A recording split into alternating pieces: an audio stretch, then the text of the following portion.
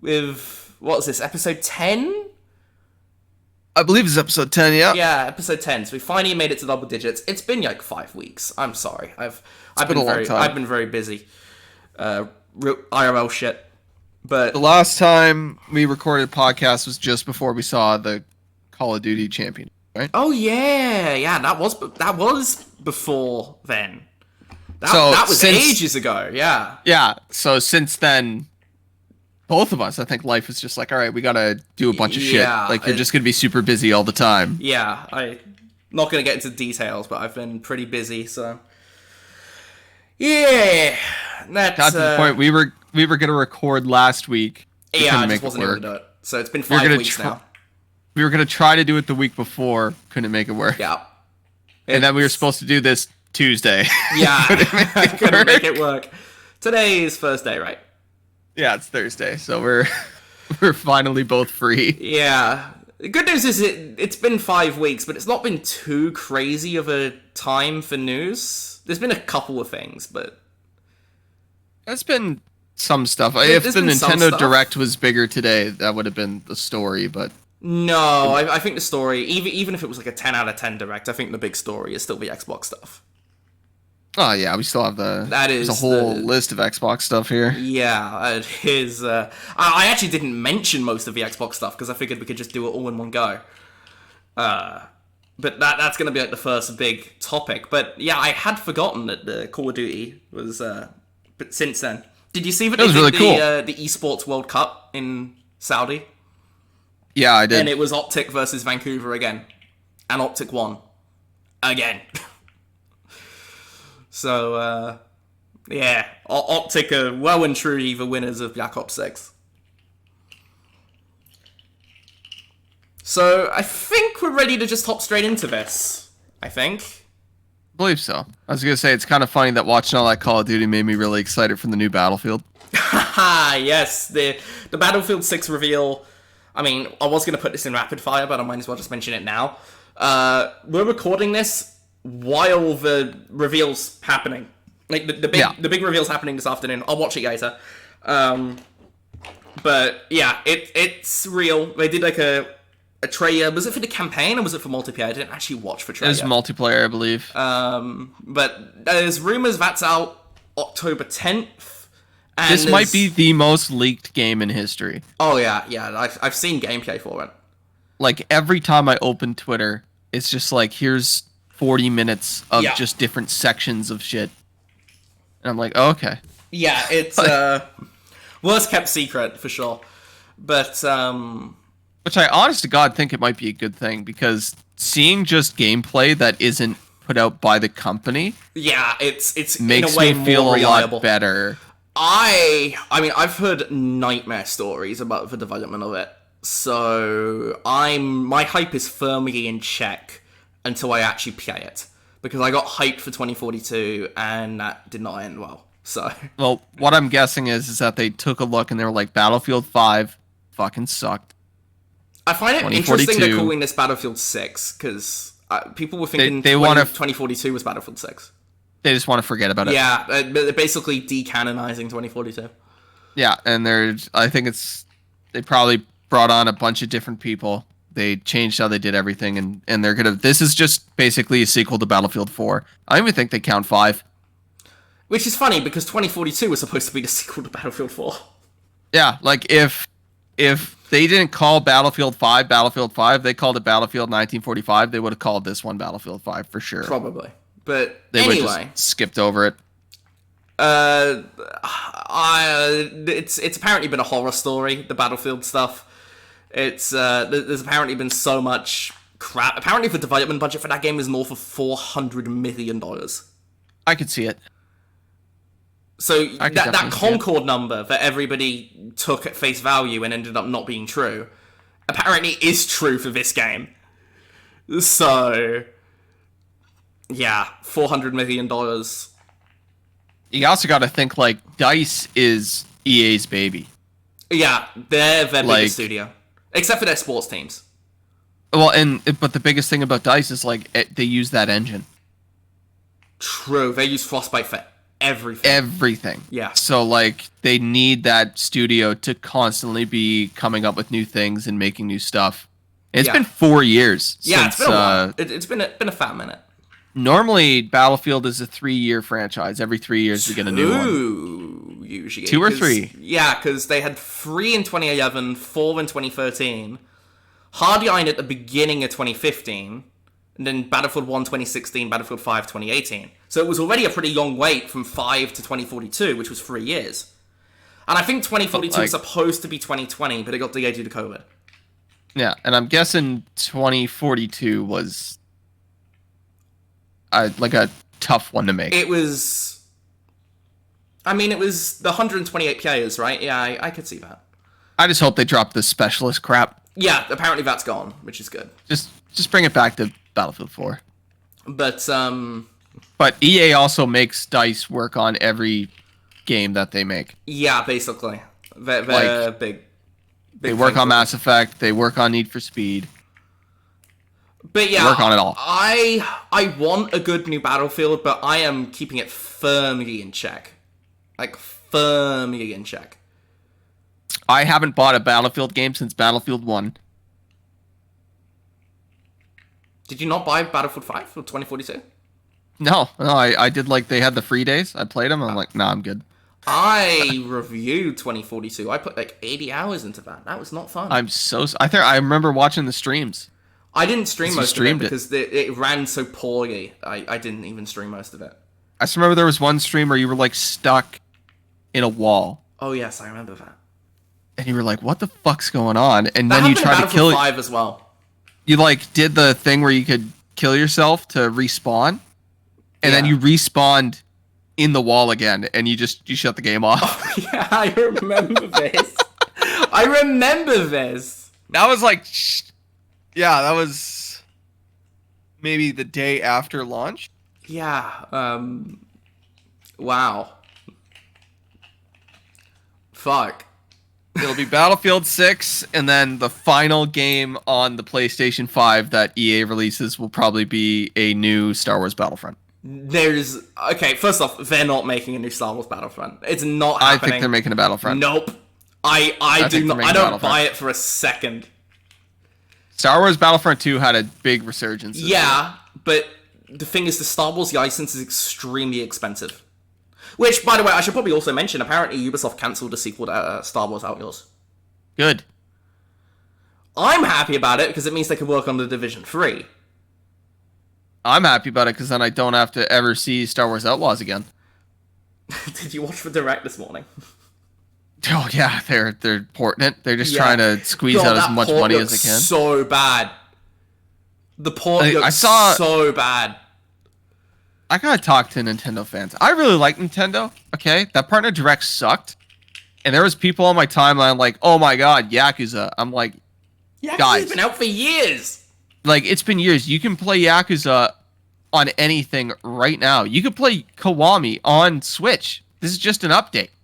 God, I cannot imagine a more depressing existence than just having a Nintendo Switch. It's like back in the day, just owning a Wii. Should also mention, apparently Borderlands 4 is targeting 30 FPS on the Switch too. But apparently has some drops that they are hoping to optimize. The game is out in 2 months. Did you play Borderlands 3? I did, yeah. Not the best optimization in that game. I ran actually very well on my PC. Man, brilliant. I played it on Xbox. Okay, I played it on PC. It ran very well. I did not play it on PC. But, sub 30 FPS in the big 2025. Oof. Disgusting. There was another game that they came out and they were like, 30 FPS is fine. And everybody's like, fuck off. They're like, nah, don't worry about it. Was that Hellblade? No, I don't think it was Hellblade. Like, this is recent. This is like the past few days. I forget. Was it Donkey Kong? Because Donkey Kong's also apparently 30 FPS with frame drops. Doesn't feel like 30 FPS. It is apparently. It's sub 30. Is it? Yeah. I never noticed it. Wow. I played that game probably 20 hours. Okay, anyway, we'll talk about that in the what we've been playing section. I'm trying to think.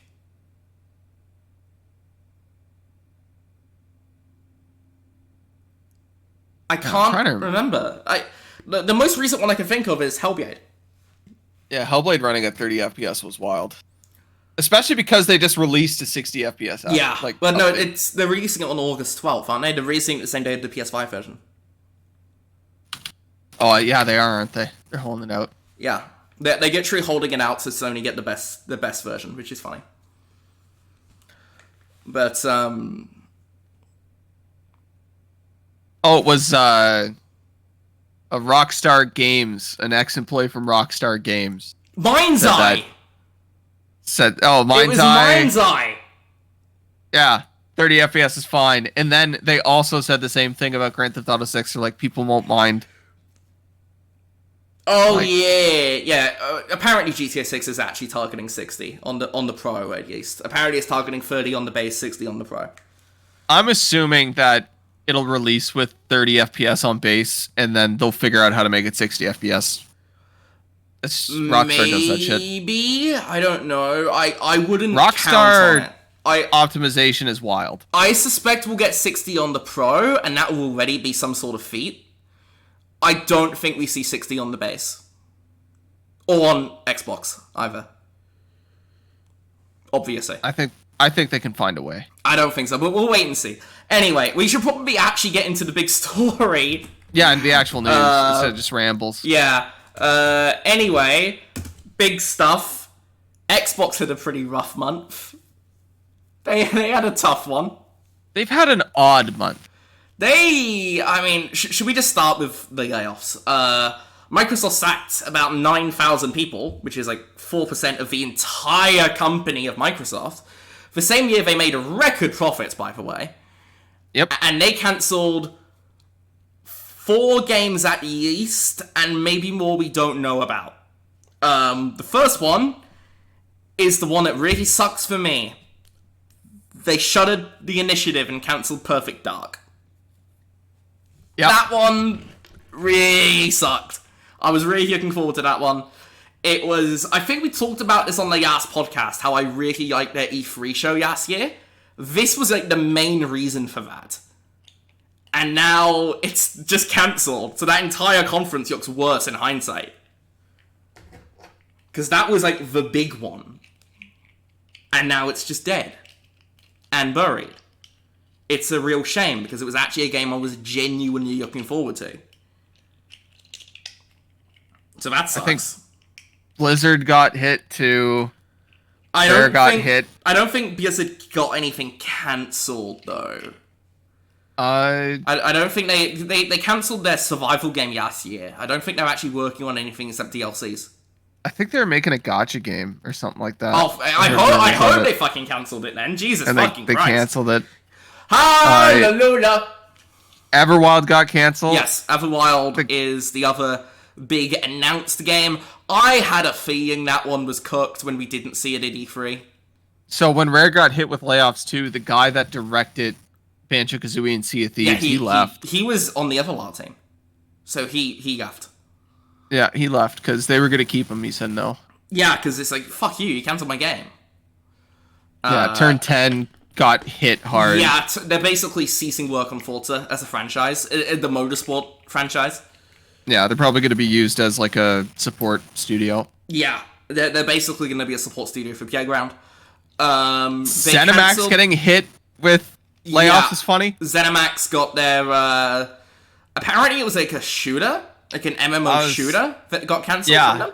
I was not expecting ZeniMax to get hit. We talked about in the E3 predictions, I'm like, we're going to see that ZeniMax game.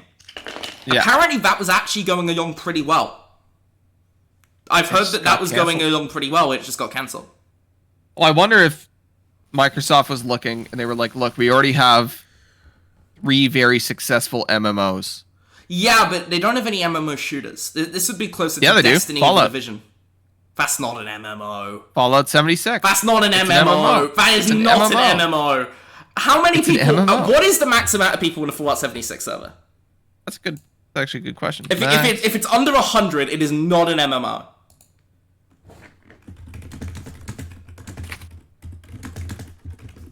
Uh, 24 people. Yeah, no, that's not an MMO. It's still an MMO. That's the amount of people you could have on a Battlefield server in On the 360. Oh, 24 plus 8. Okay, 32. Wow. Big fucking who. That's not an MMO. I'm sorry, but no. That's an MMO. It is not an MMO.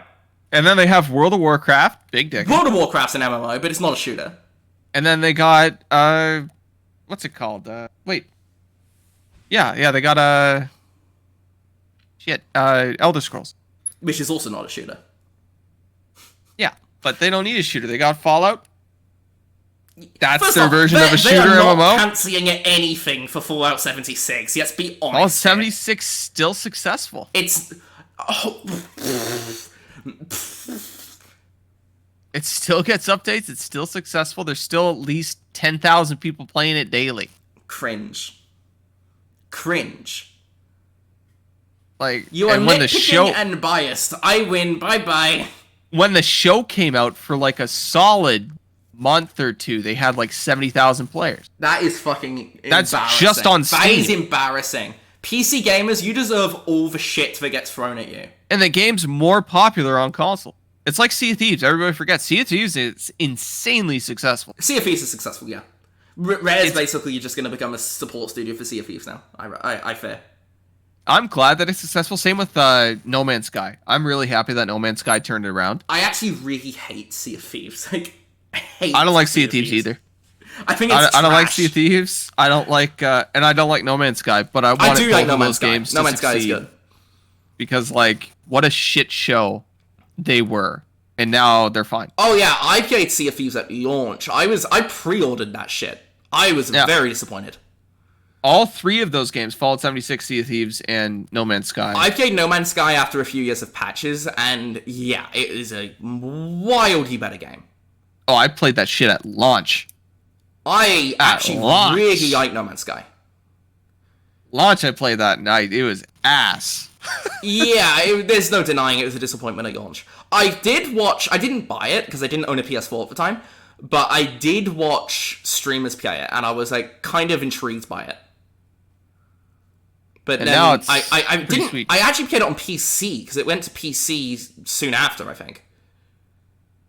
Actually, it might have been PC same day. I'm not sure.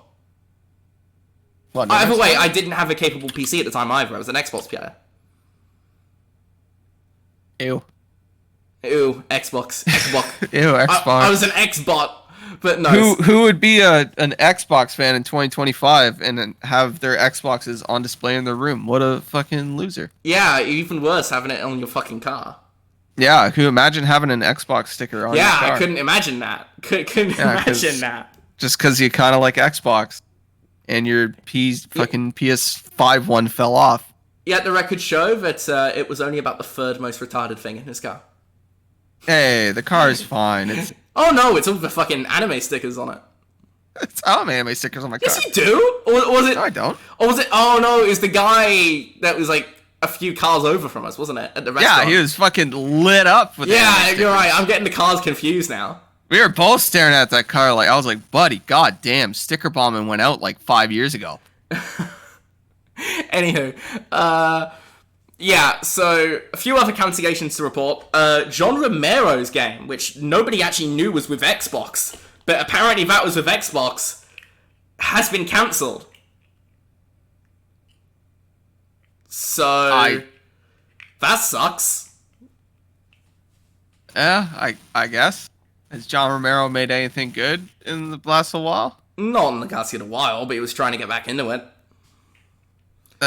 Might be time to not. They made Empire of Sin. I played that. I did play Empire of Sin a lot. I can't think of wasn't anything good. he's made in the past, 10 years. Empire of Sin. When That's was all I that? can When did that think come of. out? 2020. 2020?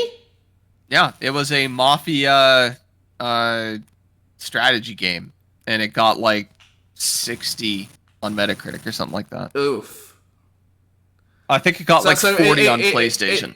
Okay, so it's only about 1.5 times mine type then. Yeah, so it's been a while since he had a success, so Doesn't I'm mine just- type a 29 on PlayStation or something? oh, something like that, yeah. It's really bad. But Yeah, anyway. And then he's made like Doom mods, and that's it. Yeah, but it's a shame because it was him trying to make his big comeback, and that's now been shuttered by Microsoft. He is apparently trying to get another publisher for it, but there's also going to be like IP stuff to tie up. So who knows whether that's actually going to happen. The Yast thing, and there's been conflicting reports on whether this is actually cancelled or not, but the trailer for Contraband went private around the same time. Interestingly, the trailer for Perfect Dark is still up, despite Perfect Dark being confirmed dead. Dead and gone. But yeah, it was a fucking bloodbath at Microsoft. Just things getting cancelled left and right. And yeah, I am not surprised that Contraband could be dead. There's conflicting reports on whether it's actually dead or what is going on with it. We haven't seen it. We haven't seen it in 4 years. I was expecting we would see it at E3. We did not see it at E3. I reckon it's dead. I reckon Contraband is dead. Yeah, it's probably. So, pretty rough time for Microsoft. That's like, what, 5 cancellations there? It's a rough time to be a games fan. Yeah, but especially Xbox, though. Because Xbox, they did their big round of layoffs and shutdowns last year. And now they've done another one. Let me, Last year was more, they got rid of redundancies, right? Because when they took over Activision. Studios. They shut down entire studios. They shut down Tango, and then they ended up selling them off. They shut down Arcane Austin. They shut down... They merged the team that was making that MOBA into ZeniMax Online, and now they've yanked them off as well. Yeah, and then they got rid of the Activision... Or they got rid of the marketing people because they had the Activision marketing. Yeah. Yeah, they did the marketing and HR stuff. Another thing I forgot to mention, King had like most of their staff laid off and replaced the AI that they worked on. So they made an AI that ended up replacing them in their own jobs. What? Which is brutal. Come on. That's just harsh. Come on. I mean, this is comically bad, these layoffs. Well, it's 10% of King's total workforce. Yeah, they have a lot of people, though. King is huge. King is probably huge, bigger than the entirety of Xbox. It's funny, it's because it's not like Xbox wanted King. Blizzard just owned King. Yeah, they didn't buy them for King. They bought them for COD. Yeah, and now they're looking at it like, what, we have a studio in Sweden? They're like, yeah. Like, okay. What do they make? It's like Candy Crush. Okay, how many employees? Like, 2,000. It's like, what the fuck? Yeah. But, I think there is other Xbox news to talk about, but, I mean, there's not much to say about these closures except that they really suck. I mean, this is unambiguously bad news. Yeah, there's nothing, sometimes when a game gets canceled or a studio goes, the way of the dinosaur, I'm like, all right. But like this one, it's just like, why, Yeah, and particularly Perfect Dark. I have heard that apparently that Perfect Dark trailer was totally it's a smoke and mirrors. Show. Apparently it was total smoke and mirrors, that E3 trailer. Kind of like the Anthem reveal back in the day. Everybody got a studio that I love that if they went the way that if BioWare just went bye tomorrow, thanks for the good times, but the good times was over 10 years ago now. Yeah, but I think it's a real shame, particularly given that looking all the way back to E3 2018, where Xbox, when Xbox was at the prime of the heat they were getting for not having games, because Xbox were putting out launch state Sea of Thieves at the same time Sony were putting out God of War. They were in the prime of their heat, and they go out and say, yo, we bought Ninja Theory, we bought Playground, and we're going to have to make a Fable game. and we started a new studio with former Crystal Dynamics people and former Naughty Dog people, and we're gonna have them make a big quadruple A single-player game. That was the first time the term quadruple A was stated, when they founded the initiative. And then, so the initiative was supposed to be the centerpiece of their commitment to blockbuster single-player games. And now nothing has come of it, and it's shut down. That's a real shame. I want to know? I always do this. This is a fun one. I want to know what the sales numbers for Sea of Thieves is. I don't know, because sales... Because it was sales a big Game Pass and players are different, right? It's got like 40 million players. Which so, is obviously like, way more than God of War in the end, but... That's what I mean. Like, I want to know just so I can compare it to, like, games that I truly love and be like, yeah, like, nobody played this compared to fucking Sea of Thieves. Especially compared to, like, launch state Sea of Thieves. Like, yeah. launch state Sea of Thieves was a fucking disaster. Shit show. And then right after that, Sony put out God of War. It was just... The contrast was just insane. You ever see sales numbers for, like, Call of Duty and you just think to yourself, like, man, people should be playing that Batman VR game instead? No, because I'm not that fussed, to be honest. I'm just like, god damn it. But anywho, we do have some slightly better Xbox news, and it's that they finally backpedaled on the $80 for The Outer Worlds 2. They've reduced the price for The Outer Worlds 2 to $70, which... on the one hand, is good. On the other... Why was it $80 in the first place? Do you know who I blame? Middle management.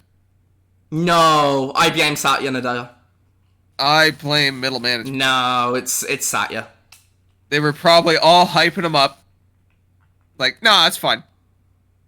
Did you see Obsidian? But before they reversed it, did you see Obsidian were asked about the game being $80, and they're just like, we didn't make the fucking call, take it up with them. We didn't make the call. That's what I mean. It's there's some group of people at Microsoft. I don't think a single decision. person at Obsidian thought it should be the second game ever to be $80. No. I mean, it's one thing if you put Fable at $80, or second modern game at $80. Yeah, whatever. Anyway, it's one thing if you put Fable at $80. It's one thing if you put, I don't know, Intergalactic at $80. Games that will have a crazy high development budget. Forza Horizon 6. You know, that could be $80. I think that's a stretch actually, because like I can't imagine Forza Horizon costs like $300 million to make. I reckon that's relatively cheap by AAA standards. Depends. Really depends. But The Outer Worlds is a deliberately smaller scale game. It's double A. I don't know why. It was such a bizarre decision. I actually would have understood it a little bit more if it was Ninja Gaiden that was $80. But Ninja Gaiden was $70. I would have understood it a bit more if Ninja Gaiden was $80 and The Outer Worlds was $70. But no, they have it the other way around. I presume that Call of Duty was also supposed to be $80. They did say that Xbox games for the holiday will not be $80, so maybe they're leaving the door open there for Call of Duty to still be $80. By the way, should probably be mentioned, Battlefield 6 is not going to be $80 apparently, according to EA. Good. It's going to be $70. Dude, if EA wants that win though, they release that shit for $50, sell a bajillion copies. Have you seen the fucking price tag of the game to make? Yeah. I'm surprised it's not $80, to be honest. Yeah, but if they sell it for $70... If Battlefield is $80, I would have understood that a lot more than the other ones too. And definitely a lot more than Mario Kart. If they sold 10 million copies at $70, or if they sold 20 million copies at $50, you take the 20. Yeah, but... Battlefield Something to be said about accessibility. Battlefield isn't going to sell worse or better because of its price tag. It's going to sell worse or better based on if it's good or not.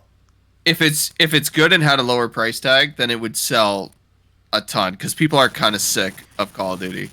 I think if it's good, it will sell well even at $80. It's not going to be $80. It's going to be $70. It's going to be $70. Yeah, so. $70. It'll sell decent at $70.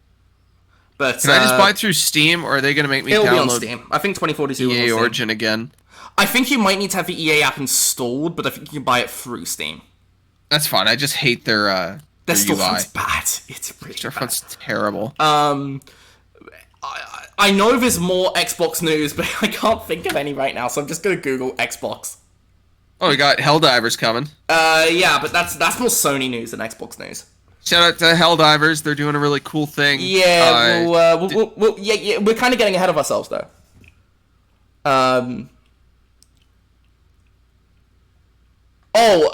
Apparently 6 of the top 7 PS5 games in the Yas quarter were Xbox games. Makes sense. Which is Sony not hasn't released anything. Yeah, and Xbox have released Doom, Indiana Jones, Call of Duty, obviously, the Oblivion remaster. Xbox have actually had a pretty big quarter. The real test is when a Sony game and a Microsoft game both release on the PS5. Who wins? That's gonna be. But like, obviously, they would need to be like similar scale. Like, we can't compare like Call of Duty to Death Stranding, right? It would need to be like Fable and Wolverine, or Fable and Intergalactic. I would be surprised if Intergalactic's out anywhere close to Fable. Last of Us 2 did not have great sales. Oh, I mean, we'll get to this. We talk about Monster Hunter, actually. It sold crazy out the gate. Like, it sold crazy well out the gate. It was like one of their biggest launches ever. I think it was like 4 million. Yeah, in 3 days. Which was their biggest launch ever. And then, because the game was so divisive, it kind of tapered off. But also in the year 2025... It sold well. The Last of Us 2 objectively sold well. It made a big profit. This year... like a hyped up game that sells 4 million copies, not a lot. Monster Hunter Wilds, we were talking about this a little earlier before the podcast. Yeah. 10 million fucking copies. Yeah, but so did The Last of Us 2. Eventually. The Last of Us 2 sold eventually that as well. And yeah, but that's in a month. I don't think any executive is going to look at, except maybe Square Enix. Except for Square Enix, I don't think any executive is going to look at 10 million copies and be like, Square Enix would look at 10 million and be like, what the fuck, guys? Fire them all! Get rid of everybody. But no. Make Final Fantasy 16 a fucking Devil May Cry clone. But no, seriously. Obviously, like, you put The Last of Us against the next Modern Warfare, and obviously Modern Warfare is going to outsell it. But I would be interested to see how, like, The Last of Us sells as opposed to... Or I guess say Intergalactic, because obviously there isn't going to be another Last of Us for a while. Let's say Intergalactic versus Marvel's Blade. I mean, that's Marvel, so that might be a tough comparison, in fairness. I'm trying to think of something... Maybe Kojima's Overdose, because that should be out 2027, probably. I don't know. You could pit, like, Forza The Next Horizon. No, because Forza is huge. I think that was... No, I don't think you can pit that with Naughty Dog. Well, you could pit that up against any of the big Sony ones. It's also I don't think so, because... Also, Forza's a very different genre. It's a very different genre. It's much more casual than, I don't know, God of War. We can compare it to PlayStation All-Stars. Oh, yeah, yeah. Is it All-Stars? What was the racing game that they did? Destruction All-Stars. Compare it to Gran Turismo, it will fucking outsell it by like 10 to 1 as well. I remember texting you the day that came out, and you're like, yeah, I'm playing it. I'm like, why? It was so bad. It was free. It was free on PS Plus, and I just was bored. I was like, what the fuck are you doing? But, yeah.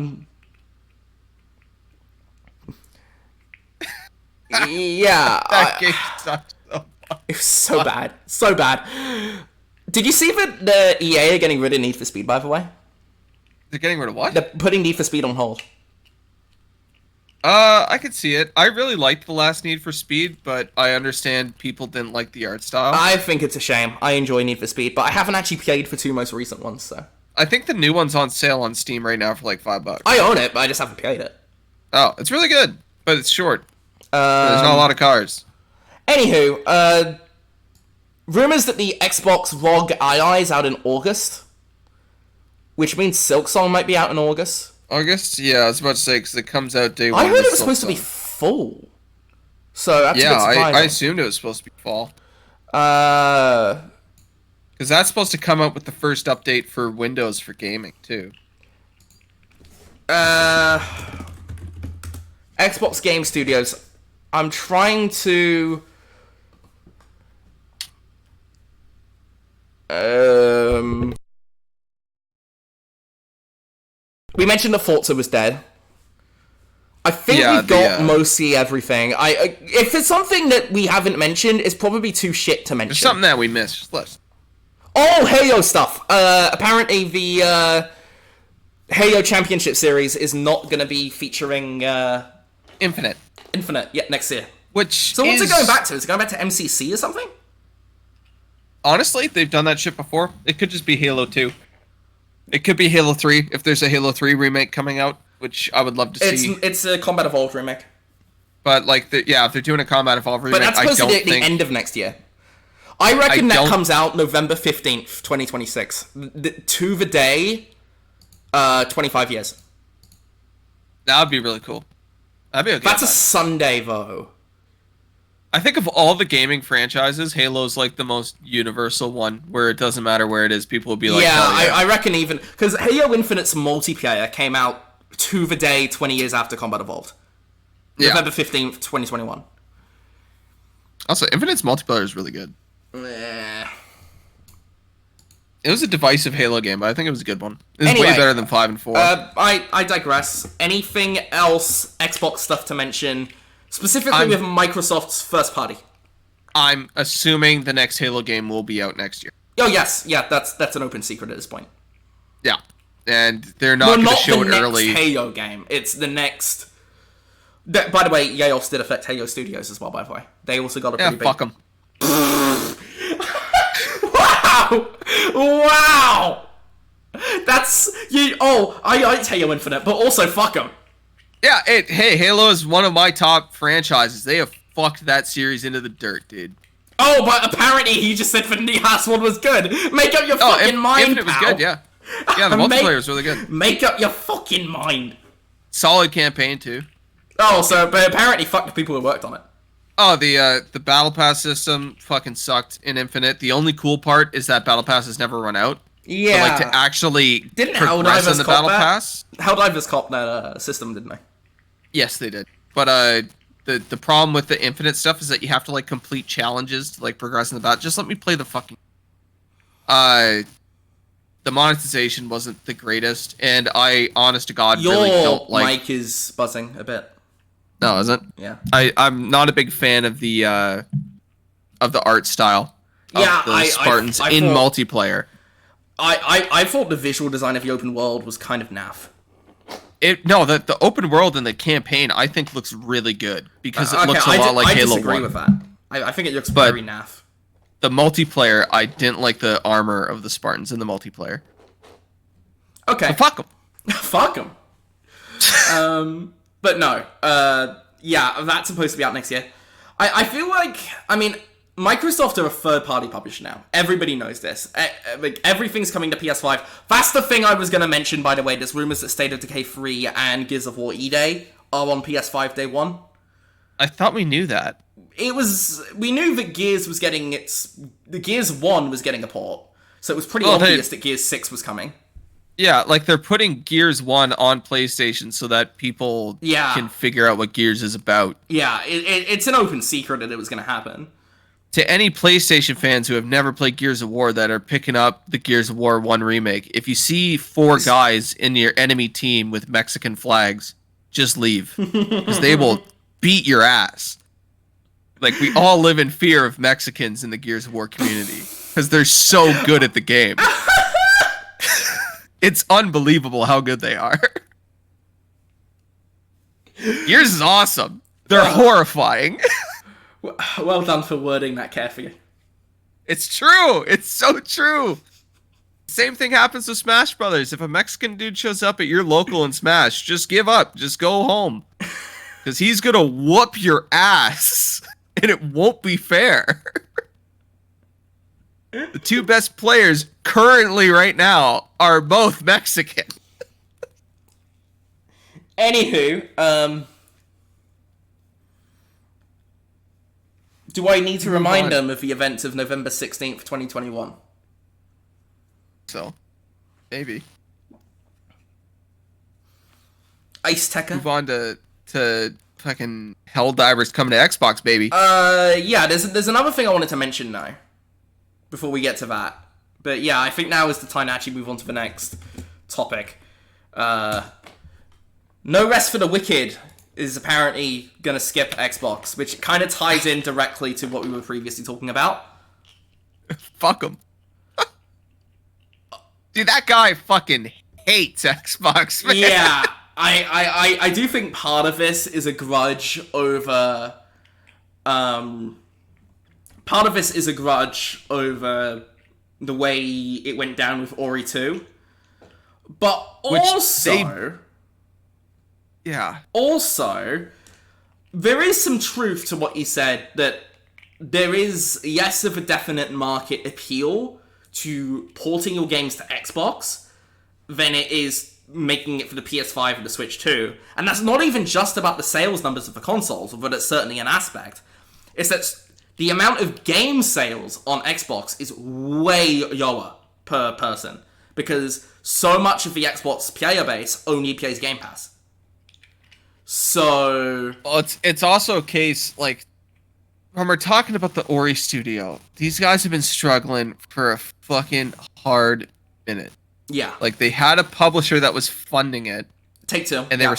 They were screwed over by them. Private Division, yeah, they were screwed over. And, like, they weren't good at managing the company during Ori's development. There were so many stories coming out about that. Yeah, Microsoft were probably in the right to cut them loose, by the way. Yeah, like, Microsoft were definitely in the right, because, like, that studio's a shit show. And then, for the past couple months, they've been basically e-begging for likes. They're like, please leave positive reviews of this game. Yeah, we talked about this on another episode, I think. And it's like, yeah, your game's sitting at, like, a mixed on Steam. Like, I think it's very positive now because they keep updating it. But, like, there's lots of people who are like, this game isn't that good right now and needs to get better. And, like, it gets repetitive after a while. And it's like... Yeah, it's only going to console after it leaves early access. But it is supposed to be launching on PS5. So then they came out, and the one community they actually had really good ties with would have been the Xbox community, because people liked Ori. The thing is, there's not much of an Xbox community anymore.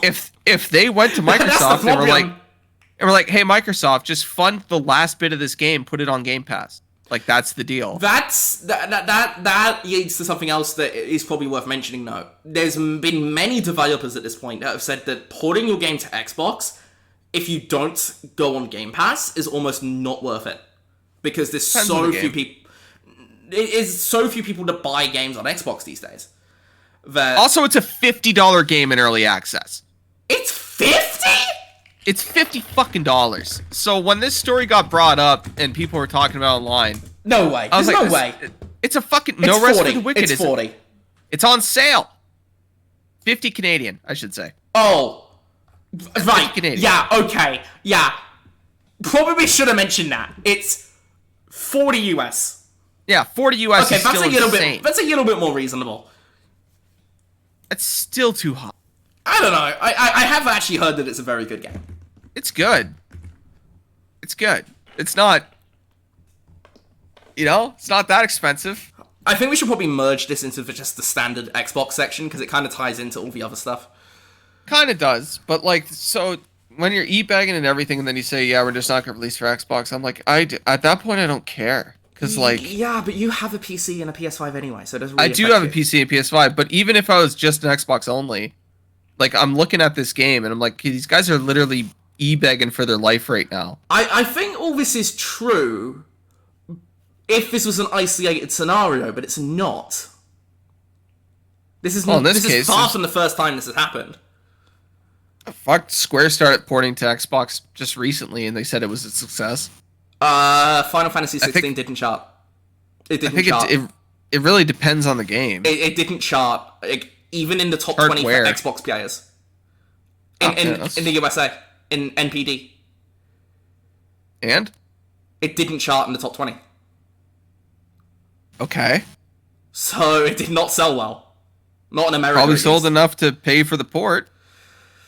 It depends, really. It depends. I can't imagine it was that expensive of a port to make. But I think the real play with Square is putting their games on Switch. Because Final Fantasy is the sort of game that will do well on the Switch. Because if you look at the top played games on Xbox console, it's all multiplayer games. It's all multiplayer games and most of them on Game Pass. Somehow Fortnite's still just top in the charts. Yeah, and either on Game Pass or free to play. Right. Doesn't matter where you are in the world. That's just right at the top. The point is that many developers at this point have said to media that if you do not have a Game Pass deal, it's just not worth porting to Xbox. And of course, this is going to become a fucking non-issue in 2 years. Which this would probably be a good segue. Because we talked about this in the last episode that the next Xbox, it's an open secret, is going to be a PC. It's going to be a pre-built PC. Right? Yeah. The next Xbox is going to be a pre-built PC. So the idea of Xbox as a dedicated platform, like we thought about it, like the same as Xbox, PlayStation, Nintendo, PC. It's basically just going to be PC with PlayStation, Nintendo. Because Xbox is basically merging with PC. So No Rest for the Wicked will be on the next Xbox because it'll be on PC. I also think it'll still have a disk drive.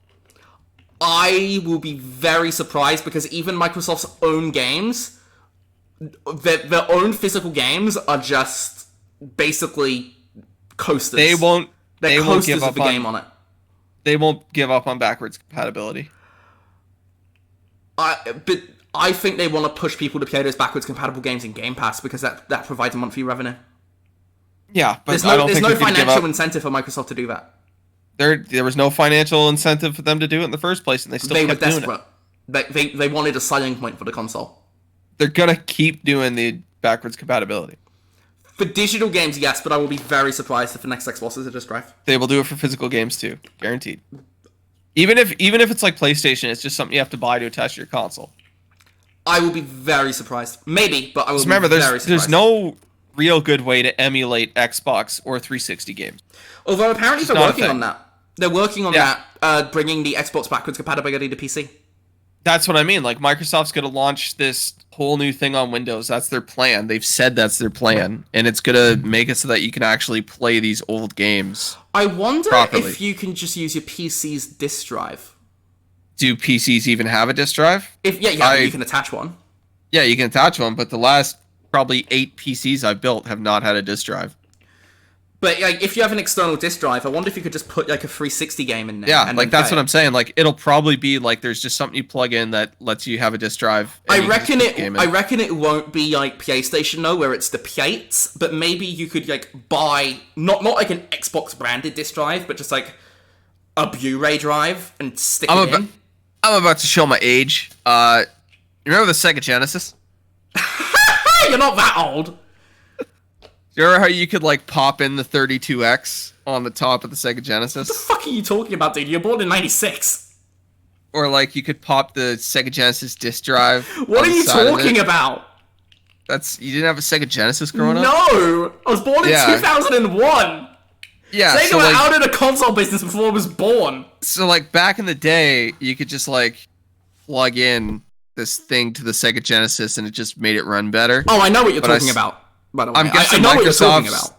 Microsoft's disk drive will just be something that clicks on to the back of whatever the next Xbox PC thing is. I reckon it wouldn't. If they do it, it would be something just buying. It'll kind of look like a tumor. No, I don't think so. I think if and like I said, I think the odds of this are pretty low in the first place. But if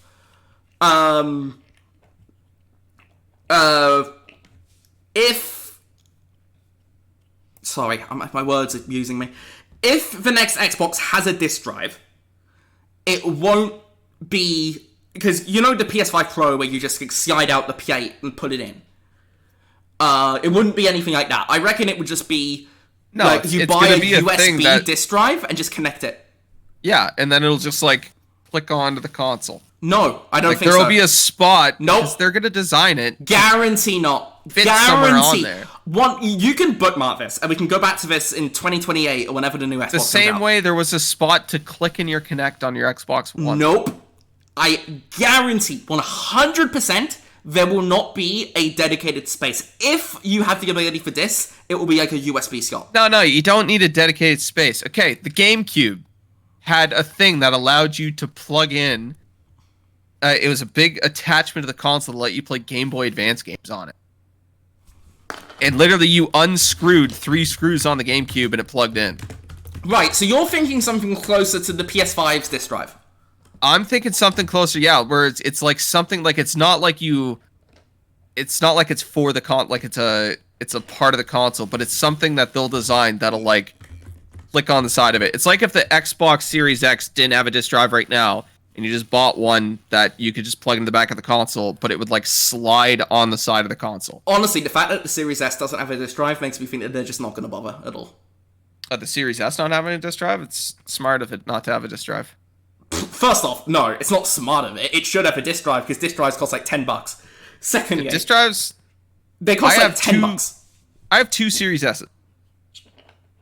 I do not use them shits for games, so it does not matter to me at all. Okay, but I do actually believe in preserving physical media, so it should have a disk drive. It should have it as an option. The joke is that you buy a Series S to watch Netflix. Right. Yeah, like, but it is not a gaming console. That's true. It's a piece of shit, but that's not the point. The Series X having the disk drive built in it, like, who the fuck bought a digital Series X? But moving back to what I was saying, because we're talking like Xbox, because we know that the next Xbox is going to be running Windows, and like obviously the Xbox currently runs something close to Windows, but it's a modified version of Windows. Highly modified Windows, yeah. The next Xbox is just straight up going to be running Windows 11. And it'll probably still be slightly modified, but yeah. The only modification it will have is like a big picture mode. That's it. It's just gonna have like you remember Windows 8 had like a front end which was made for tablets? Yeah. It would be like that. It will be like that. So here's a fun story about Windows 8. I worked with a guy at this volunteer thing, and he worked for Microsoft on Windows 8. He was one of the developers on Windows 8. It's all his fault!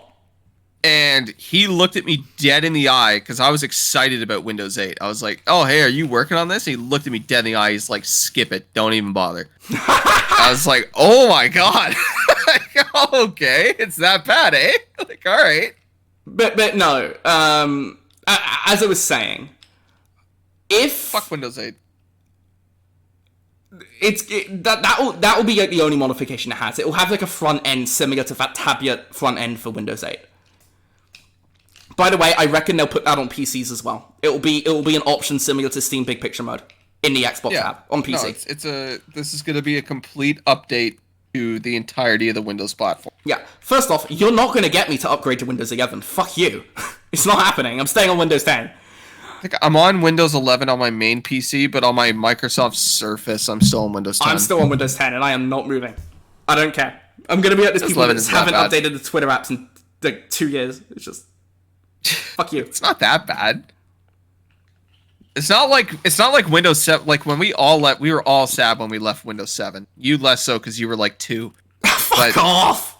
But Windows 7 was like amazing, and then Windows 8 was bad. I remember my dad used to bitch about Windows Vista. Oh, dude, Vista was like a nightmare. Yeah. But fucking even when Windows 10 came out, it sucked. Windows 10 fucking sucked.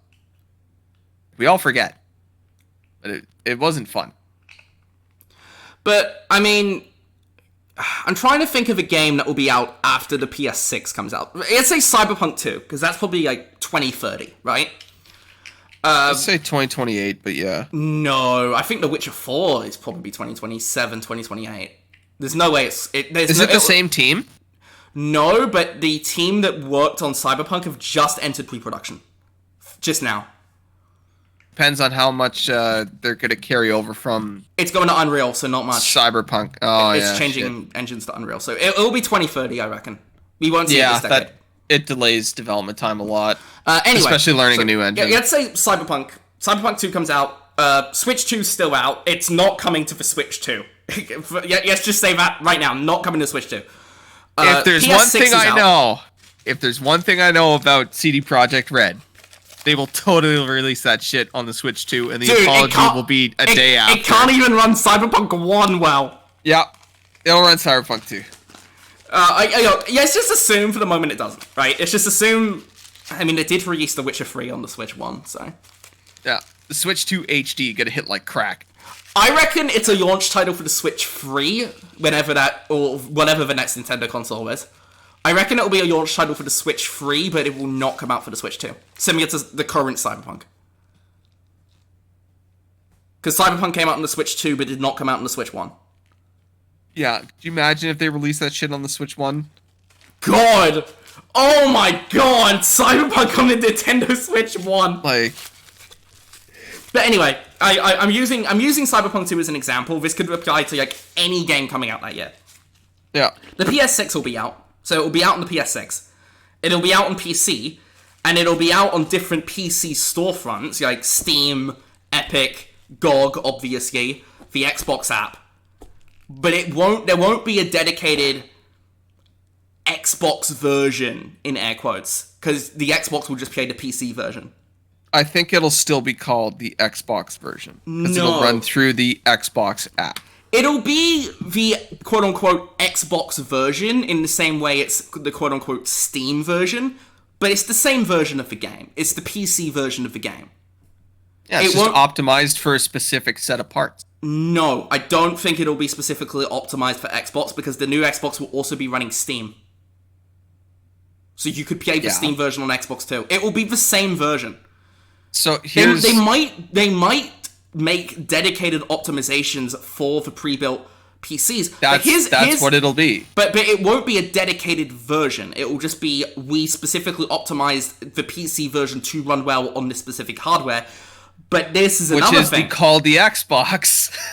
Yeah, but they won't call it the Xbox version because the version will also still be playable on PCs. Yeah, but right now they're also doing that cross thing right now where, like, if you buy a game on Xbox, you also get on Xbox PC. I assume they're just going to do that for Steam too.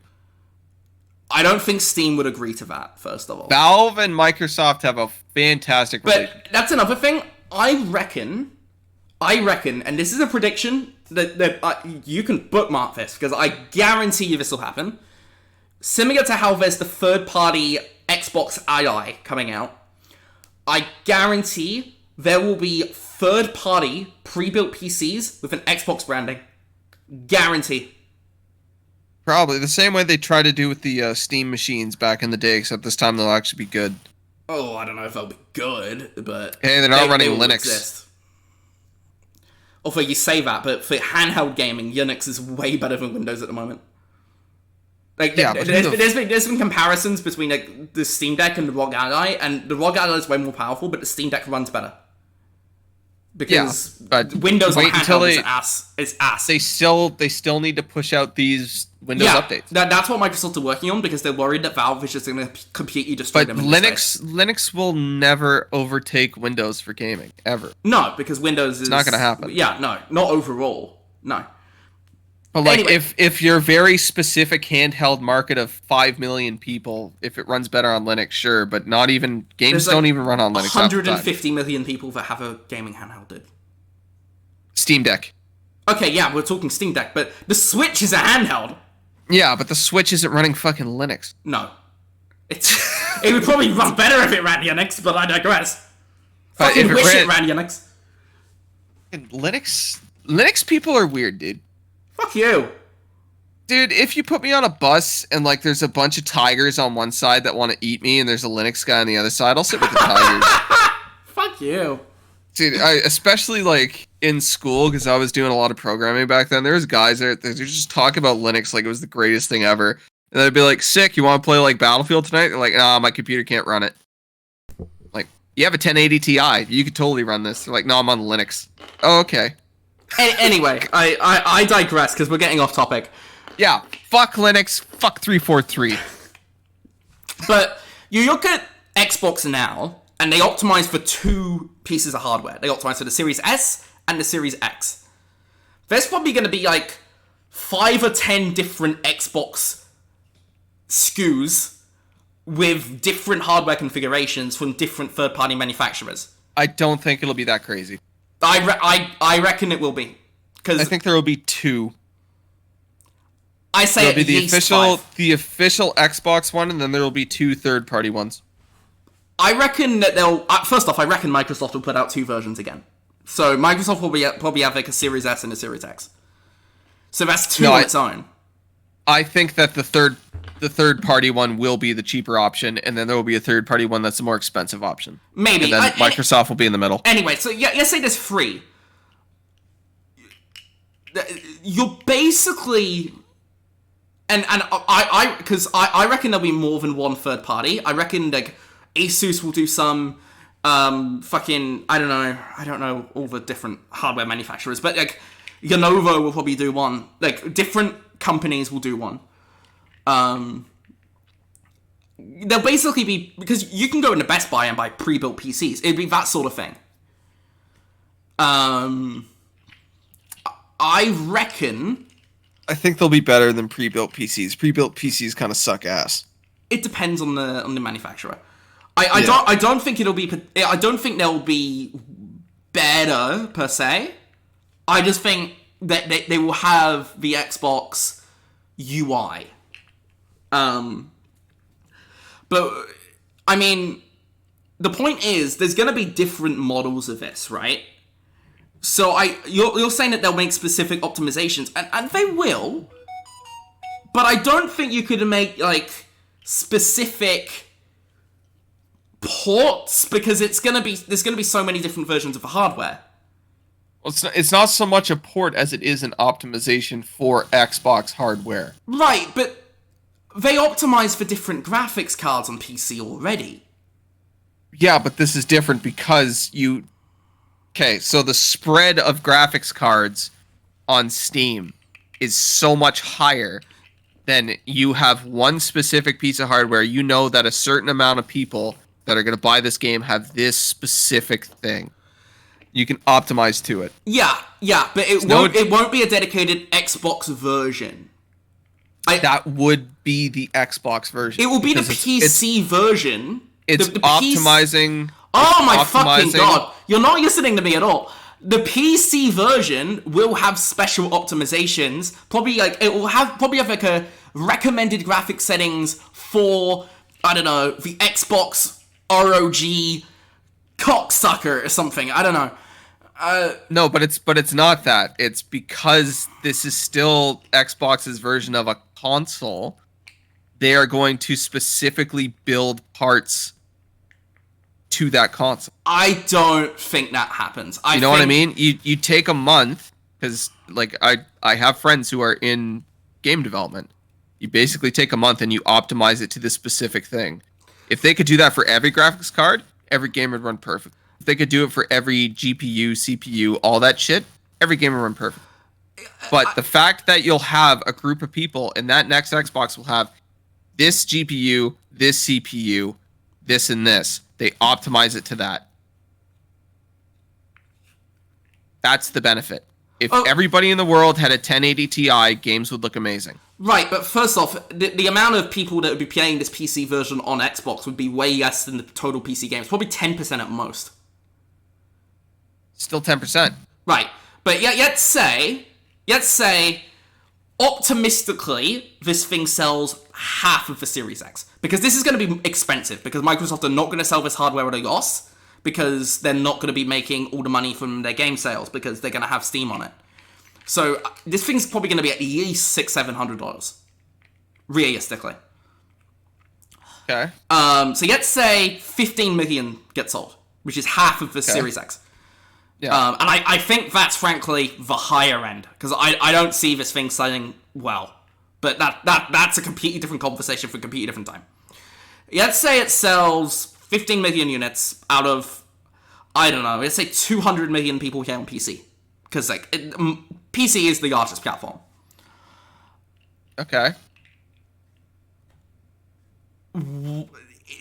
It's going to be a very small percentage of PC gamers that even are even playing it on Xbox. You put 20 guys for a month to optimize it to Xbox, and it'll run perfect. Yeah, I mean, I agree they will make optimizations for it. And that optimization will be called Xbox version. No. Because that's how they're labeled. No. It'll be dedicated graphic settings within the PC version. It'll just be a graphics mode. It's not even a graphics settings because they can just tweak some stuff. It won't be running separate versions of the game. No way. It won't be separate. It'll just be different. It won't be separate, it'll just be different. Yeah. There's a big difference. Thanks for that one, Connor. It's a big difference. There is no difference. It's either separate or it's the same. There's no... They're not rewriting the game. They're tweaking things internally. It's not There won't separate. be graphic settings. It's not separate. It's just different. On the games that people Connor, buy on the next Xbox console. Listen to that back. What? It's not separate, it's just different. Yeah, because it's not a full port. They don't have to change internal code to make it run. Right, so it's just going to be the PC version then? No, but there's no way to change the settings on that version. Oh, there will be. No, there will be graphics options. They're not going to remove the graphics options. For a majority of the new games, if you buy it on the next Xbox, there won't be... Nah. No. It won't be like a PC. It'll be just like it is now. You get to pick between two modes. But they're literally going to be installing games from Steam. Yeah, but Steam games that you buy will definitely have graphics options. I'm saying the new games that release to the next Xbox will not have that. Well, first off, I'm not convinced that most of the games will quote-unquote release on the Xbox. They'll just play PC versions. That's what I'm saying. Yeah, but the PC version will be optimized for the Xbox. And that will be called a port. No, it'll just be graphic settings. I'm sorry. Oh my god. I will be stunned if Cyberpunk 2 has a dedicated Xbox version. It will have a version on the Xbox Store, which will be Xbox Play Anywhere, right? It will have a version on the next Xbox console that is optimized to that console. I'm going to give a very good counterpoint here. What about the ROG Ally? Because that's just going to be playing PC versions of games, and that is Xbox. The ROG Ally, that is an Xbox device.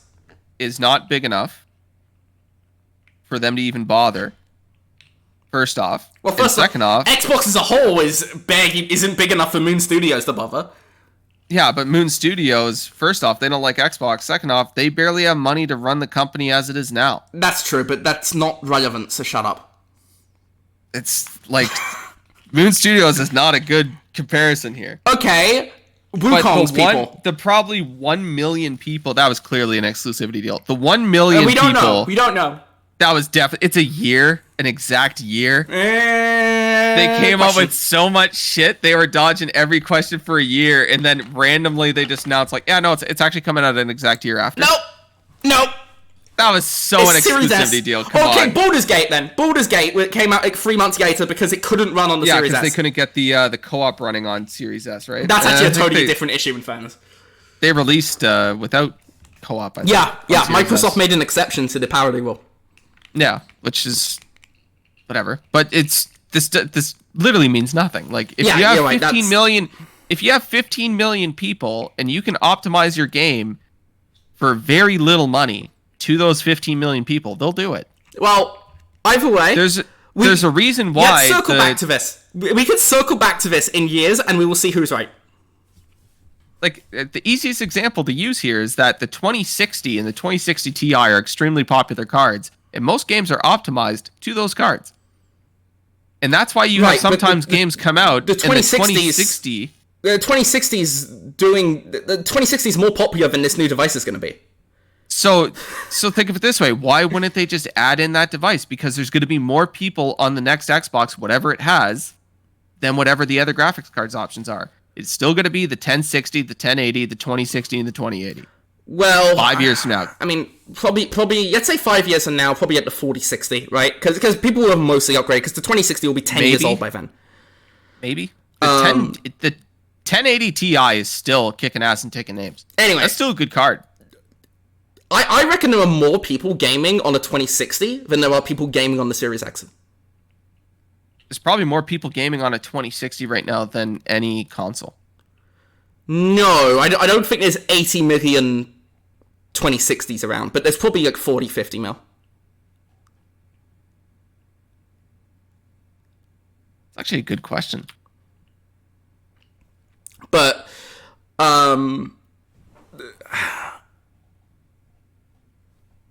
I don't think we're going to see dedicated Xbox versions. We will see it for the first year or two. I will say this.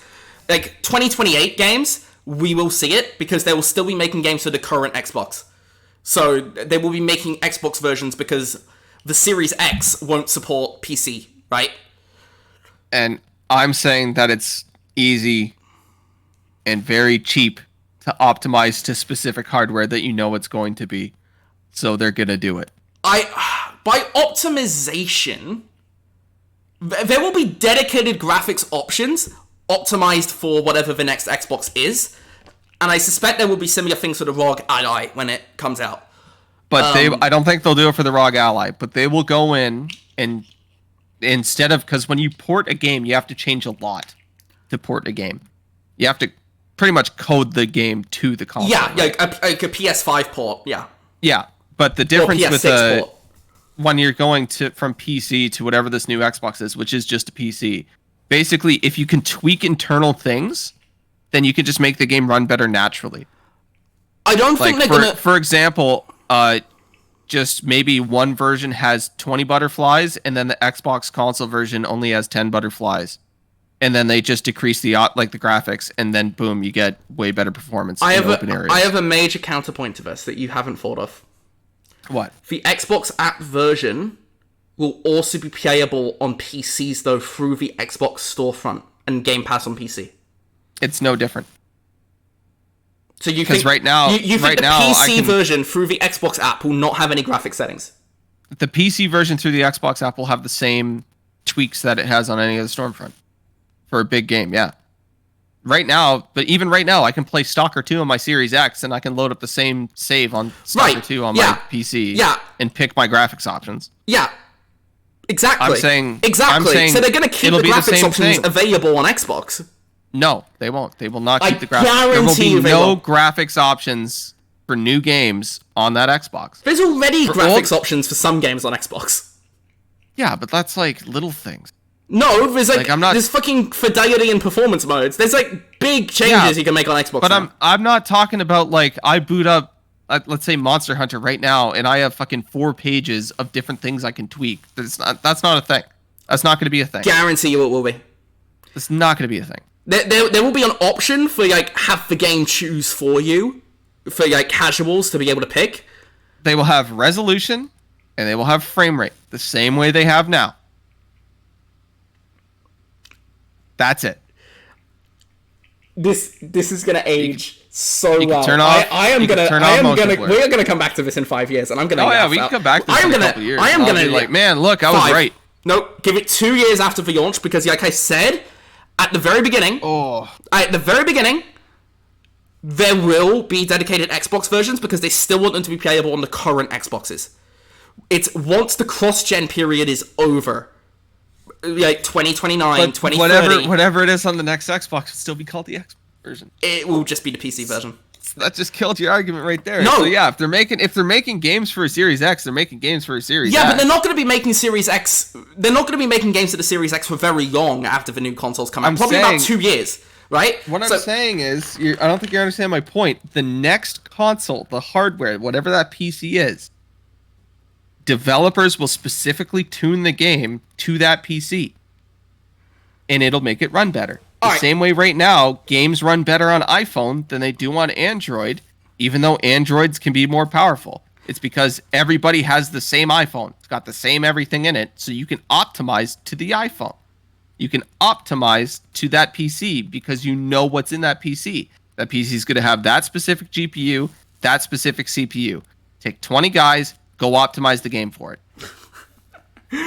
Oh, God. Anyway, what I was going to say, before you interrupted me, the first couple of years after, because there's rumors that the next Xbox is supposed to be like 2027, right? So let's say, for the sake of argument, it does come out. The first 2 years after next gen will be like base current Xboxes, PS5, PS6, and PC. And the new Xboxes will play the PC version. After that 2 year period is up, and let me finish this. After that 2 year period is up, so let's say 2030, games will be coming out on PS6 and PC. And the PC version will be playable on Xbox, and we can come back to this in 5 years, and I'm going to gloat about being right in 5 years. You're going to look like an idiot, optimize. They will still optimize to the Xbox hardware. It will just be called the PC version. It will just be the Steam version. It will still be optimized to the Xbox hardware. I'm not even convinced that most AAA games will even come through the Xbox storefront. I reckon most of them will just be Steam. Because it's just easier. It'll come to... Fucking everything comes to the goddamn Epic Games storefront. What are you talking about? Yeah, but the Epic Games Store has way more users than the Xbox Store because Epic is Fortnite. The Epic Games Store is way bigger than the Xbox Store. Way bigger. Sure. I think it'll be fine. Well, either way, I think we're just going in circles now. So let's just bookmark this and come back to this 2 years after the next Xbox comes out. And we'll see who was right. The next Xbox comes out, it's just a regular console, but it can just launch Steam. That would be so fucking funny. We return back to this and we'd be like, man, we're both retarded. God damn, Xbox really threw us for a loop there. That's crazy. But no, that's not going to happen because Xbox themselves have said that's not going to happen. Anyway, if the next Xbox is just a console that can play Steam and I can plug in a keyboard and mouse, 10 out of 10, best console ever made. Anyway, I think it's actually a really good segue to the next topic. And yes, you have anything else to say on this? Did we talk about Helldivers 2 yet? Yeah, let's talk about it. So Helldivers 2, after a lot of speculation about whether or not it would ever come, is actually coming to Xbox. That is a bit of a surprise to me, first off. Also, Sony announced this the day after the Xbox layoffs. So they gave Microsoft a bit of a PR lifeline here. Yeah, because honestly, Helldivers 2 coming to Xbox is smart. You got more people that'll consistently play it. Because Xbox people like multiplayer games. It is the sort of game that will do well on Xbox, particularly because it's like... It's almost Halo-esque in its setting. A little bit. Do you know what the real cool thing about this is? What? The Helldivers developers came out and they said, hey, if you bought the special edition, we're going to give you a battle pass for free and you get to choose it. Because they want the Xbox game to launch, and if you buy the special edition, not only do you get the original stuff, but you also get a free battle pass, because there's like 7 of them by now. Uh-huh. So they went back and they're like, and if anybody had purchased it, like if I purchased which I did, the special edition back in the day, you now get that token and you can use it for a free battle pass. So they essentially just gave a shit ton of people a free battle pass out of nowhere. Oh, so if you bought the special edition on PS5 as well? Yeah, you get a free battle pass when the Xbox version launches. That is very cool. It's not out only in August sometime, right? Like, I think end it's of 24th, August? Like end of August, something like that? Yeah. So not only are they giving people free shit, and that's actually, they should have done that in the beginning where you get a free battle pass when you got the special edition. Uh-huh. But it's also a way to get people back into it. Because you just gave a giant section of your player base that hasn't been playing the game a free battle pass to come back to on the day that the Xbox version launches. So I'm assuming when the Xbox version launches, it'll probably be the biggest day for Helldivers since release. Probably. Because you're going to have all the PlayStation guys on. You're going to have all the new Xbox guys on that are going to get slaughtered. Did you see that PlayStation guys are saying that they're going to team kill Xbox guys? Of course. Of course. But they're forgetting one thing, is that Xbox guys are way better at shooters than PlayStation guys. I'm not convinced, by the way. I've played cross-play shooters online. I'm not convinced of that at all. Xbox guys will shit all over. It's a third person. It's not first person. Yeah, I'm not convinced. Xbox guys were born in the third person, Not molded convinced. by it, you know? Not convinced. Average Xbox guy comes home. Most of those players that grew up on Xbox are now playing on PC. They're still playing Xbox. They're still running their Apex Legends on their Xbox for some reason. Anyway, I digress. Because I feel like Helldivers coming to Xbox on its own is not particularly interesting. Actually, I think PlayStation guys might have the edge because they don't work.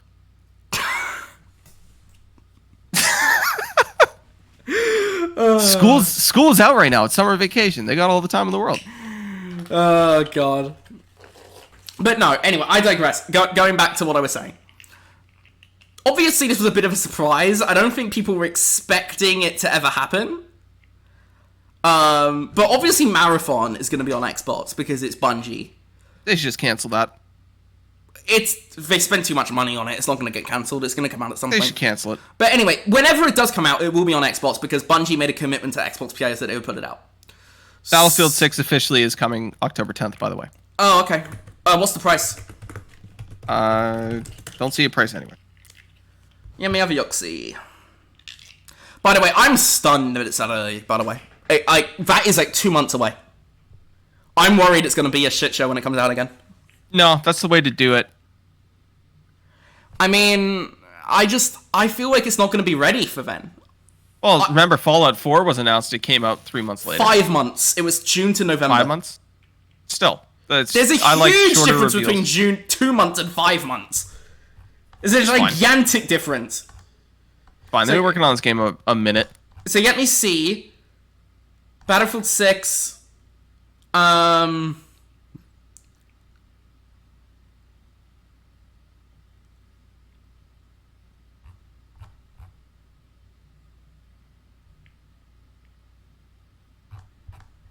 Let me see, Battlefield 6. Is there like a pre-order yank so I can just see the price? Battlefield 6 on Steam. It's saying pre-purchase. It's 70. Yep. And there's people streaming it right now. Yeah, let me check PlayStation Store, though.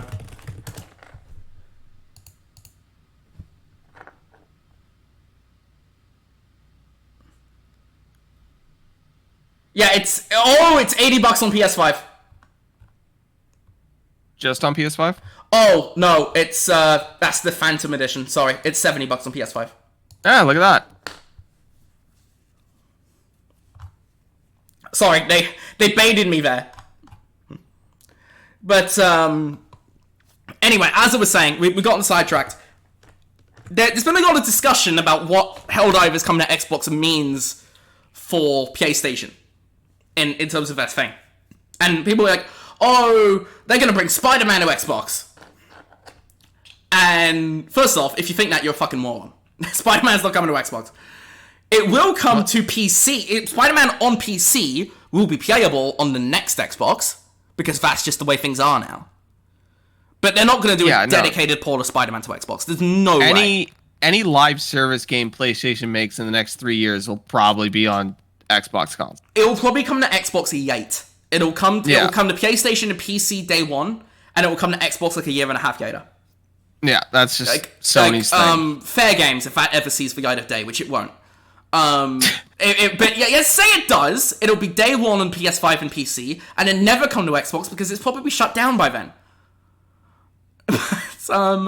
No, yes, say Sony put out a game that's successful, because obviously Marathon will be on Xbox day one, because we know that already. They'd already agreed to it. The Horizon multiplayer game. Actually, that one probably won't, because it's just a co-op game. It's not like a live service. So that probably won't come to Xbox. Also, it's Horizon. Who wants to play that? Let's say, in theory, if Concord was successful, we're really scraping the bottom of the barrel now. Let's say, in theory... Let's say, in theory... Okay. Stop. Yeah, Concord was totally successful in theory. In theory, if Concord was successful, it would be coming to Xbox like a year later. Obviously it wasn't. But I'm trying to think of other multiplayer games that Sony have in the works. They've all failed. Yeah, they cancelled most of them. Yeah.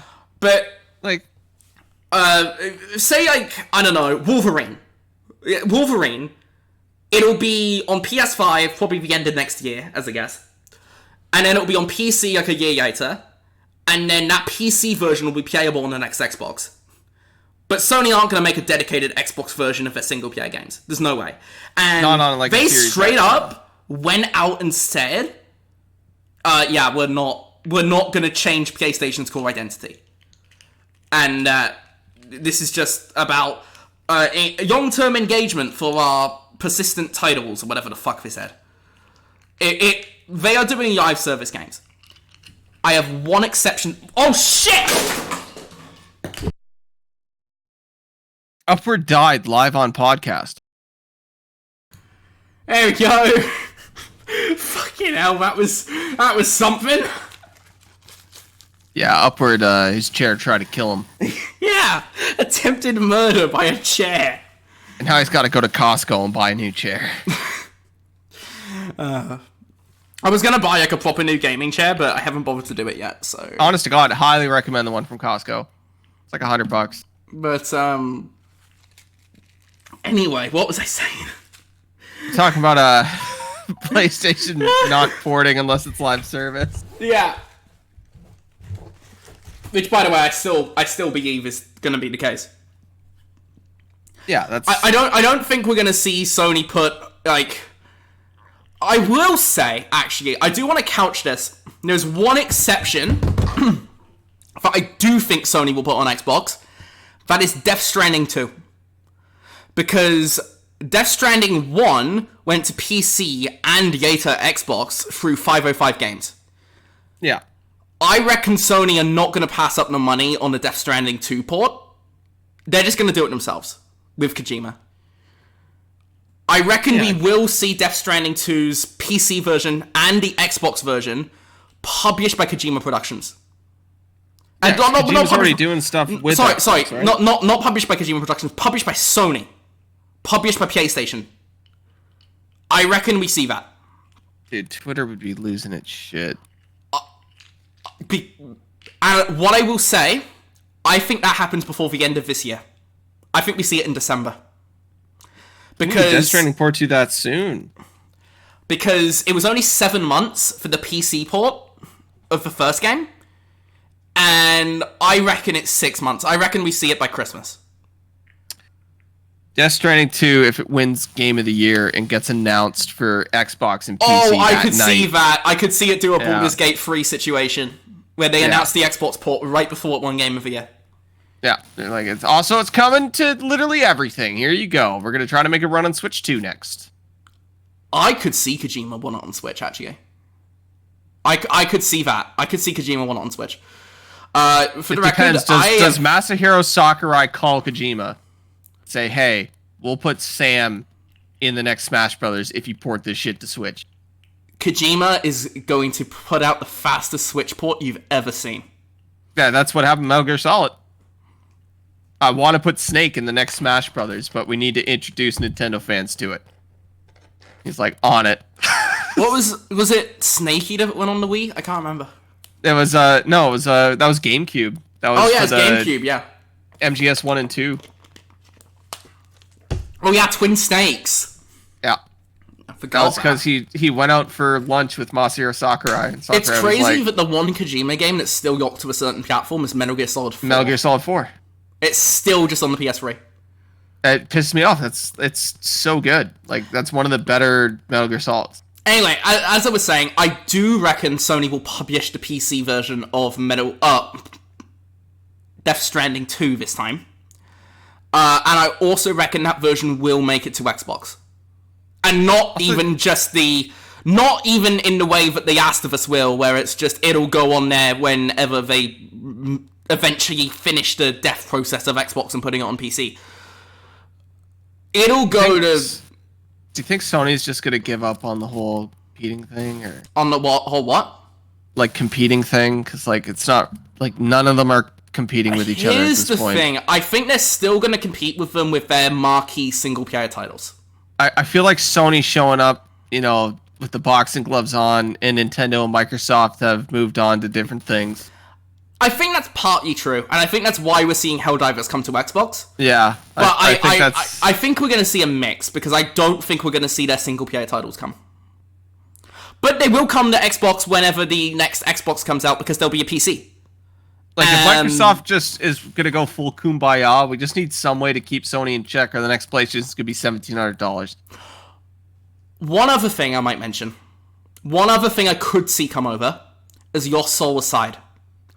Because that is on PC same day. It's not a first-party title. It's third-party, but it's being published by Sony.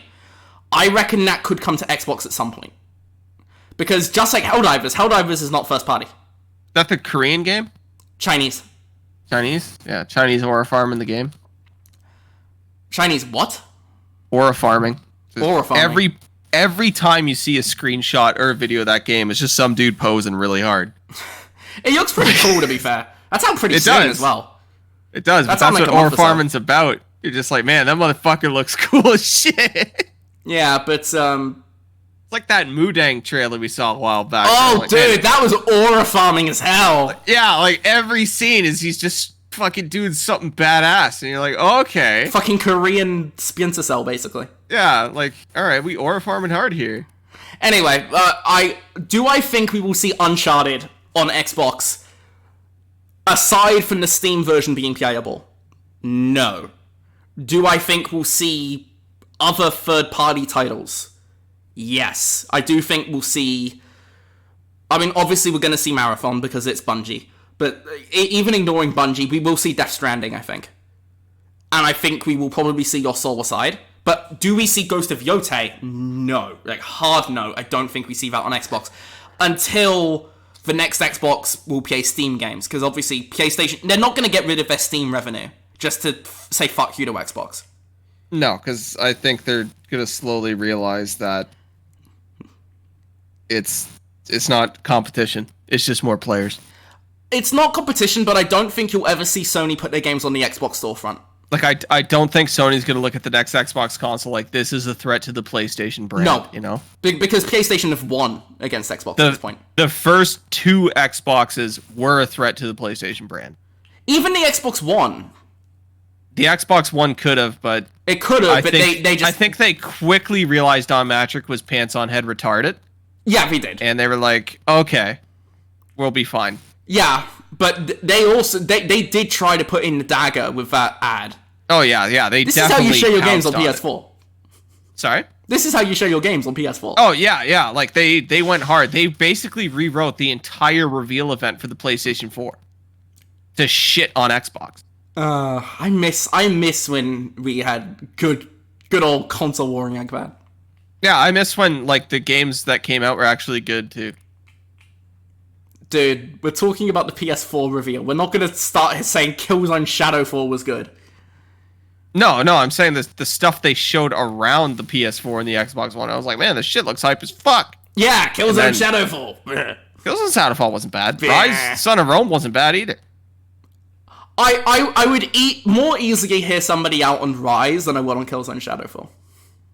Killzone wasn't bad. Did it have multiplayer? I never played the multiplayer. I think it did. I can't remember. I played single player. Single player wasn't bad. But it wasn't Killzone. They should have called it something else. But... sorry. I will say... Do you think they put Stay Up Blade on Xbox? Oh, yeah, probably.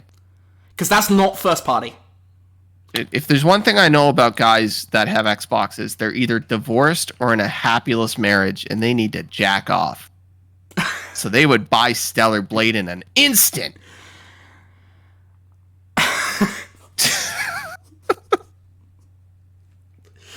But, no. I don't think... I mean, let's look at Sony's first party here. Like, they're prime of a prime, Naughty Dog, fucking PlayStation, Insomniac, whatever. Let's say Spider-Man 3, because Spider-Man 3 is supposed to be like 2028. So this will be after the new Xbox is out. It'll come out on PS5 only to start. It'll be PlayStation 6, and probably 5 and 6. It'll probably be cross-gen, PS5, PS6. And then a year later will come to PC on Steam and Epic, will be playable on the Xbox console through Steam/Epic. Yeah. But it won't come to the Xbox app. It won't come to the Xbox app. I could see Death Stranding 2 come to the Xbox app. Because also, Death Stranding 1 is on there. Having the next Xbox just be a PC is a really good way to get people into PC gaming. or even upgrade a PC. Yeah. Because if somebody just has an older PC and they need to upgrade, which a bunch of my friends are like that right now, and they're actually just gonna wait. Yeah. Like, I got a buddy that's rocking like a 1660, and he's like, "Yeah, I'll just wait for the next Xbox thing, and I'll just buy that." Yeah, that is a good option, but because if you're not building your own PC, yeah, like, what are your options for pre-builds? It's either insanely expensive streamer PCs, or going to Best Buy and buying an iBuyPower. I will say, I mean, it's obvious at this point that Xbox as the dedicated hardware console, like Xbox is a dedicated platform. That era is dying. That era is over. I wonder if they still call it a console or not. I reckon they call it a console, but it will be a pre-built PC. Yeah, I can see that. But that era of Xbox is all but over. It's not going to last much longer. And what this Helldivers thing signifies to me is that Sony know this. Sony know that the next Xbox is going to be a PC, because Helldivers 2 would be playable on Xbox in 2 years anyway, because they would not remove it from Steam. They wouldn't just unlist it on PC, or block it from Xbox hardware. They're not going to bother with that. But I could see it be... It would be on Xbox 2 years from now anyway, so Sony's like, we want to keep Helldivers going as a live service. Yeah. We might as well do this now and get the money now and get the player base in now. Get people into it. Yeah.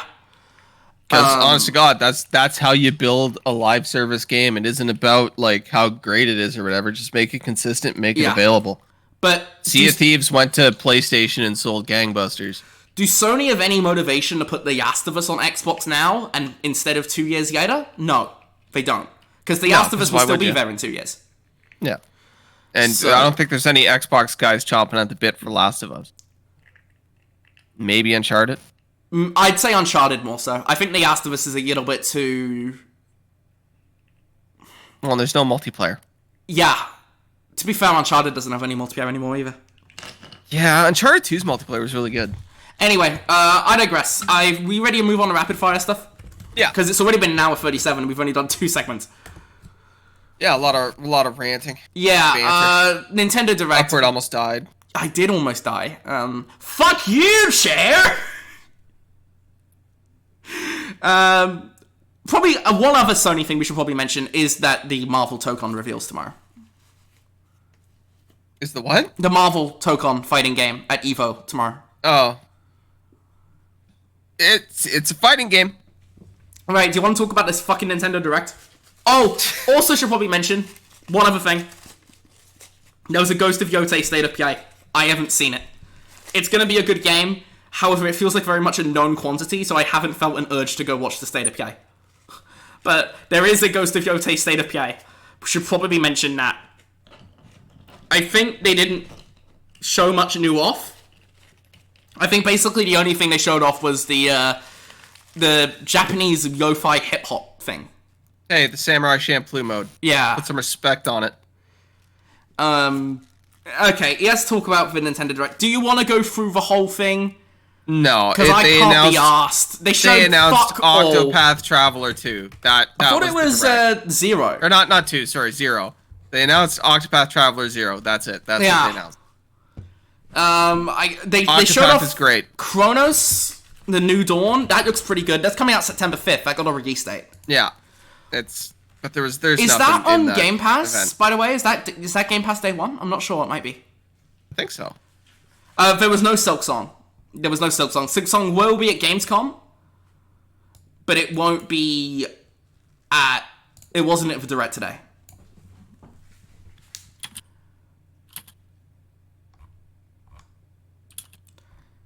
Let me have a look through the...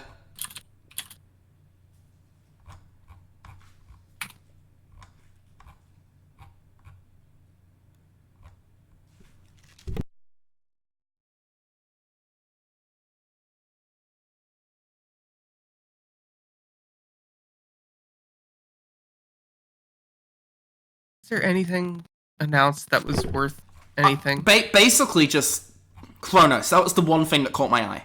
It's in the Buba team, right? And Octopath was the only thing that caught my eye. Oh, I thought you were interested in Kronos. Yeah, I have to see more of it. Persona 3. I don't care for ports because Persona 3 is already available on Xbox. Yeah, the port stuff I don't care. It's mostly just for people who don't have modern consoles that want to play that game. Let me see. Shinobi Art of Vengeance got a demo. That's cool.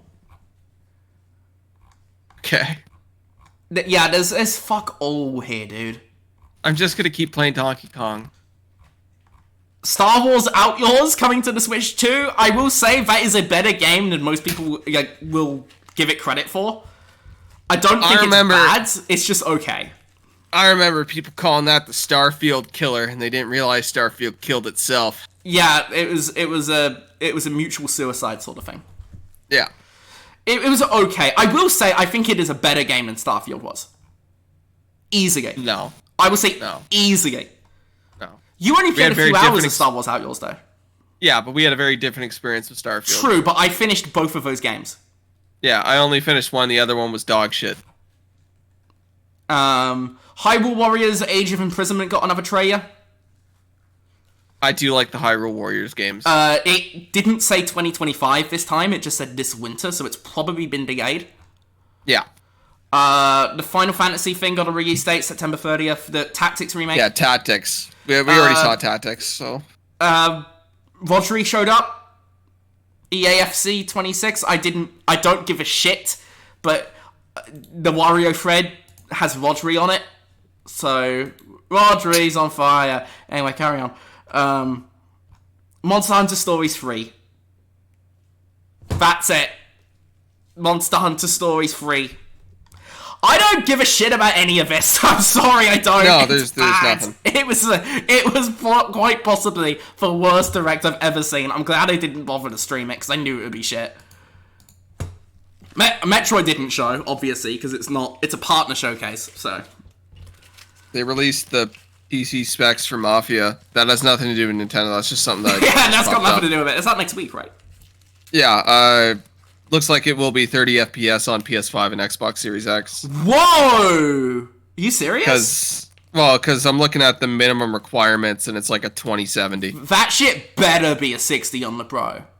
Probably. That shit better be 60 on the Pro. I am cancelling my pre-order if it is 30 FPS on the PS5 Pro. The recommended graphics for PC is a 3080 Ti. So... Uh-oh. Like, that's... Yeah. This game's gonna be extremely high fidelity.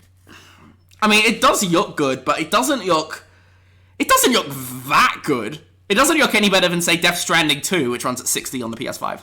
Yeah, but see, that's a game that's optimized and awesome, and nowadays they're like, DLSS will pick it up. He called Death Stranding 2 awesome. Let's go! We got him! What, we got him! We got him! We got him! We got him! I'm currently 21 hours into Death Stranding 2. When we last talked, I was 20 hours into Death Stranding 2. You did say you were enjoying it, though. Yeah, it's good. It's not great. It's a game. Given he is a Death Stranding 1 hater, this is progress. The gameplay is a lot better. The shooting feels nice. Anyway, I think we should save that for the next episode once I've actually put time into it. I have not played Death Stranding 2 yet, because I replayed the first game. I'm looking forward to it, but I haven't gotten around to it. The game's so peak, you don't even play it. That's awesome. I'm gonna get around to it. I don't want to rush it, you know? I don't want to rush it. Yeah, you've been busy. I have actually been very busy. And I replayed the first game. I decided to replay Unicorn Overlord. Oh. What was I gonna mention? Oh, right. Metroid Prime 4 got a rating in Korea. So it's coming out. Probably coming out, I reckon November. I reckon that's November. I hope so. I reckon, because Pokemon's in October, so I don't think it'll be October. September's too soon. I reckon November. I reckon that's their big holiday title. Yeah, Pokemon's gonna sell a shit ton. Splitgate 2 did not, in fact, make FPSs great again. I still think back to when they were like, we're completely different from the other guys, and then it was Imagine Dragons. We're gonna make FPS games great again. Here's a battle royale with Imagine Dragons. That could be one of the worst game reveals ever. I think gotta be what bad. they were going for, I think, was like they were trying to do the any press is good press. They did not work out. Did not work. They have unreleased it. They're going to keep the servers online, but they're going to just not do anything with it for 6 months. And then they say they're going to go back and work on it, and then they'll be back with better. Also worth pointing out, Splitgate 1 is shutting down.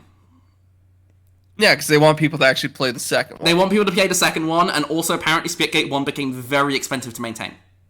Apparently it became just way too expensive to maintain, and they're not keeping on with it. Yeah. Battlefield stuff we've already talked about.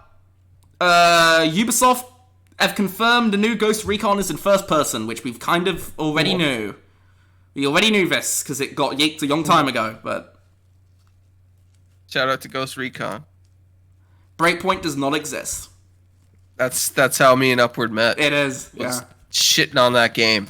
Anyway, let's talk about our favorite game of all time. Mind's Eye. Mind's Eye. The greatest game since Biomutant. Genuinely, that's the first time I've ever said something like this. That's probably unfair to Biomutant. It's unfair to Biomutant. Biomutant is way better. Genuinely. But, yeah. That we talked about this in the last episode. It was a total shit show. This time, Yeski Benzies has blamed the game's failure on saboteurs, internal and external saboteurs of the reason that Mind's Eye has failed. Keep in mind, this is an open world game where when you do the free roam mode, you're locked to a character wearing a pink tube top, and you can only drive one car. Just keep that in mind. They wanted to make a new Saints Row, but unfortunately they made another Saints Row 2022. Man, dude. Saints Row crashed and burned so hard, it was unbelievable. Fuck me. Anywho. Fuck Mind's Eye, bro. Yeah, what a shame. Speaking of stupid people running companies, WB are making another live service DC Comics game. You know that SpongeBob meme where it's like, how many times do I need to teach you the same lesson? I'll fucking do it again. Yeah, like that's what this is. Like, how many times?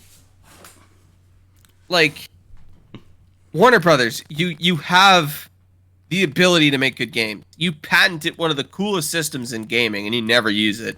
And you're just wasting your time making live service. Even WB games. Montreal, Arkham Origins was pretty good. Yeah, like there's...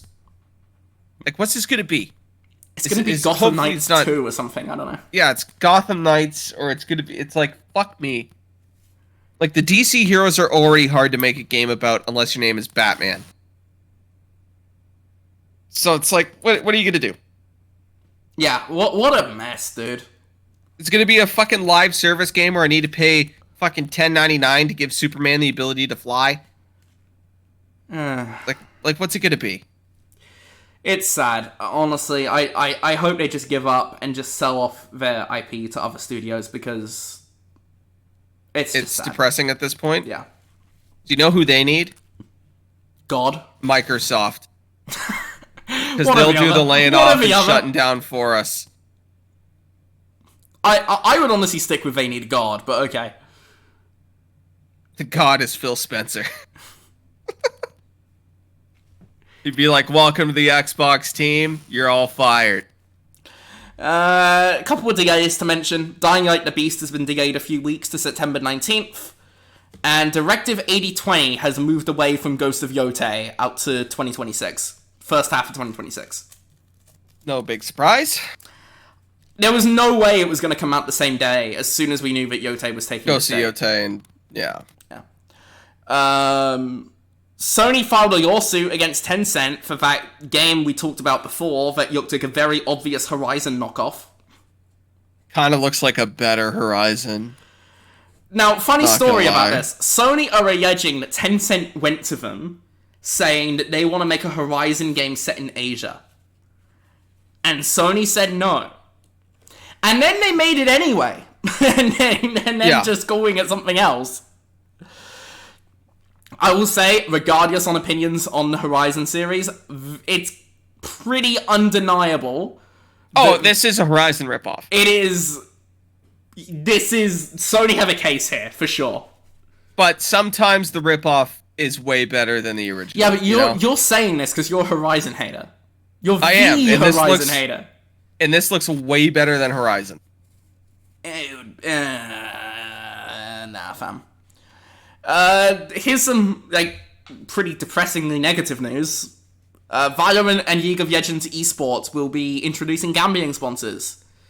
Let's go! Gotta make my splits on the LCS. Yeah, not good. Dude, League of Legends gambling would be the most toxic shit in the planet. No, they've already had it. They already have it. I know they have it, but, more people doing it? That shit's gonna be crazy. I think it's unethical for competitive leagues, and this includes traditional sports, by the way. I think it's unethical for traditional leagues to take betting sponsors. Yeah, I'll die on this hill. Influencing the outcomes of games to make money. Yeah, I'll die on this hill. I don't think it's good when football teams do it either. Yeah, I don't like it when I'm watching something and they're like, go to sportbet.com, and I'm like, oh my god. I'm already doing it, but still, at the same time, fuck off. Back to Microsoft stuff. Black Ops 7 is apparently coming out in November 14th. It's not been confirmed yet, but the reveal's at Gamescom, and apparently it's November 14th. And I'll be playing Battlefield. Yeah, I probably won't play it either. The Call of Duty 2027, Sledgehammer's new game, is apparently not going to be Modern Warfare or Black Ops. It's going to be something completely different, which is good, because we've had Modern Warfare and Black Ops for 5 years running by the time we get to next year. So, unfortunately, it's Sledgehammer, so it's probably going to be shit. Yeah, that's pretty much how it goes. Stalker 2 is coming to PS5. That's cool. No surprise. End of the year. No surprise. We knew it was coming. They said they already made back their money, so this is just them wanting it for more money. Despite the Oblivion remaster passing 9 million players, there are layoffs at Virtuos, the people who made it, which really sucks. They're also making the Metal Gear Solid Delta remake. Yeah. And they're laying people off there, so big shame, because they just had a big hit, the Oblivion remaster, and... Are they a giant company? Pretty big, yeah, they do a lot of things. Yeah, they got 5,000 employees. Yeah, they're pretty big. So, they laid off 270 people. Yeah, okay. That's still bad. That's still bad. Layoffs in general are bad.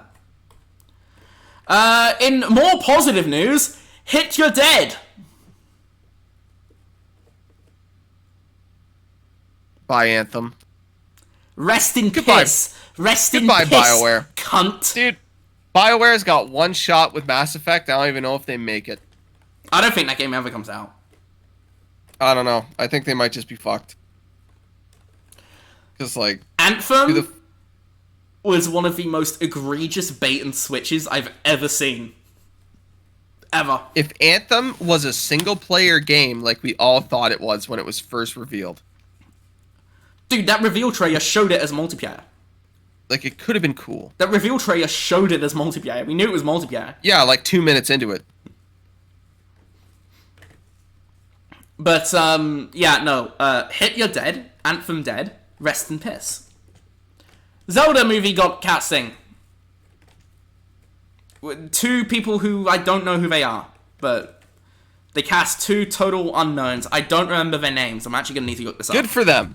Good for them, honestly. I hope this launches their careers, but I need to look up who they are. Yeah, so maybe it'll be good. Benjamin Evan Ainsworth is playing Link, and Bo Bragason is playing Zelda. And that movie is out May 2027. Cool. God, I hope good, it's good good. for them. I don't have anything else to say because I don't know who these people are. There's a Wolfenstein TV series in the works. That's pretty cool. That could be good. I wonder what it's going to be about. Probably about killing Nazis, I guess. Yeah, but like, is it just going to be 8 episodes of a blonde guy fucking murdering Nazis? Like, is that 10 out of 10, best show ever. like is that the whole show? I don't know. Like, It would probably what's be the cool, plot though. gonna be? I don't know. It'll probably be cool. Yeah, like it'll probably be cool, but like it's one of those games where like if they made a Doom TV show, I'd be like, okay. Okay, yeah. Like, I feel like alright. Wolfenstein is a little bit more narrative focused, so I think it'll Yeah, work at least better. they can have characters around it. But Yeah. like, still a weird one. Like, Doom is a movie or a TV show just won't work. If they tried it, it won't work. Yeah. Okay, a few more sales figures to finish off. Elden Ring Night Rain passed 5 million sales. Shadow of the Erdtree passed 10 mil. Hilarious. Rematch hit 5 million players, so that shows that you could put out a broken pile of shit and it will still sell well. Play that game a lot. It's got a very fun core, it just wasn't ready. No, it needs more patches. EA has actually acknowledged its success when it comes to FIFA, and they said, we love competition. Just like the players, we like going out and being the best. The next FIFA game will have a rematch mode. Probably not this one, because they probably don't have time to make it, but the one next year. The next one, I bet. Yeah. I bet it will. Astrobot, this is not official, but trophy data has seemed to imply that Astrobot has sold over 4 million units. So, Good for it. Nice success story there. Death Stranding 2 has also had a pretty good launch, 1.4 million units in its first week. So that's pretty good. I think that's roughly on par with the original, which did become a long tail hit. Worth pointing out, the original was huge on PC, way bigger on PC than it was on console. So it's gonna be a game of a long tail. Yeah, it's hard to really hype up Death Stranding to people who haven't played it. Be like, yeah, you're delivering packages and it's really boring. It's a weird one. Which is funny. You ever just want to do nothing for 8 hours? 40. But anyway, Wu Chang, Fallen Feathers, bit of a mixed bag, this one. So the good news for it is it debuted at like 114,000 concurrent players on Steam. Good numbers by any metric. Significantly less than Black Myth Wukong, which is the other major Chinese single-player game, AAA. That's not to say it needed to be a Wukong level hit, because it didn't. But it only did like 5% of Wukong. And it also had overwhelmingly negative reviews at its initial launch due to performance. Is really bad. Have you been playing it? Yeah, it runs fine. It does not run fine on PC. I've heard the PC port is really bad. It's really bad. I will say it's gone up to a mixed 44% now. But that's because they did a patch, an optimization patch. You want to know what they did for the optimization patch? They just downscaled it. Interesting. So it's not running at native out resolution. The English language reviews are at a 73 mostly positive. Most of the negative reviews are coming from China, which is so interesting to me because it's the total opposite of what happened with Wukong. Yeah, Wukong, the Westerners hated it. But it didn't hate it. It was well received among Westerners, but it was really well received among Chinese players. Yeah, but the whole for some reason, Black Myth Wukong fell into that like weird gaming discourse zone where it was like, if you like this, you're a bad person. And it was like that for like 2 months. Didn't see much of that, to be honest. Maybe I'm out of a loop. I hope I'm out of a loop. Honestly. Yeah, I don't think you were in that like kind of area when that was going down. Anyway, but that's what it was like.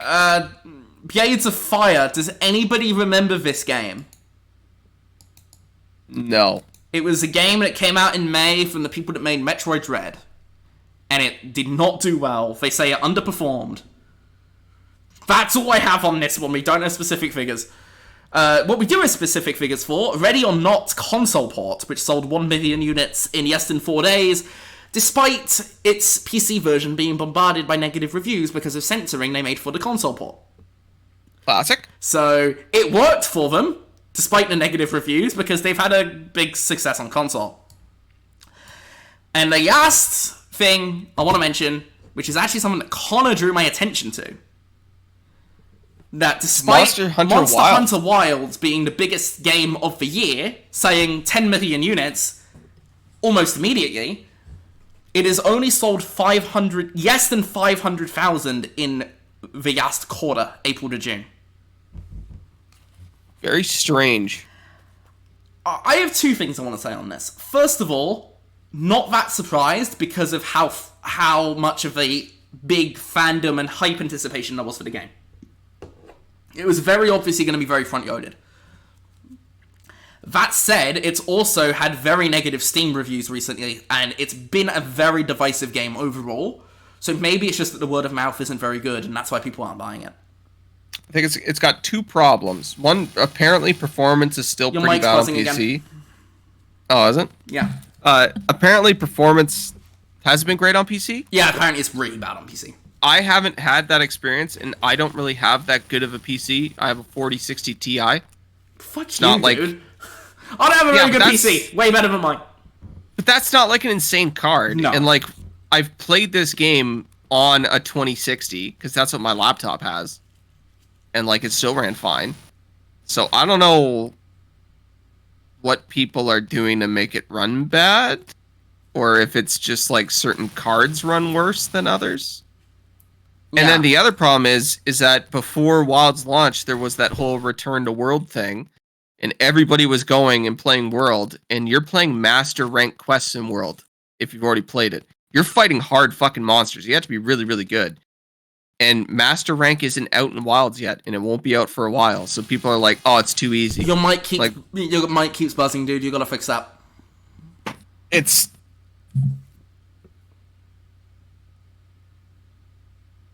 like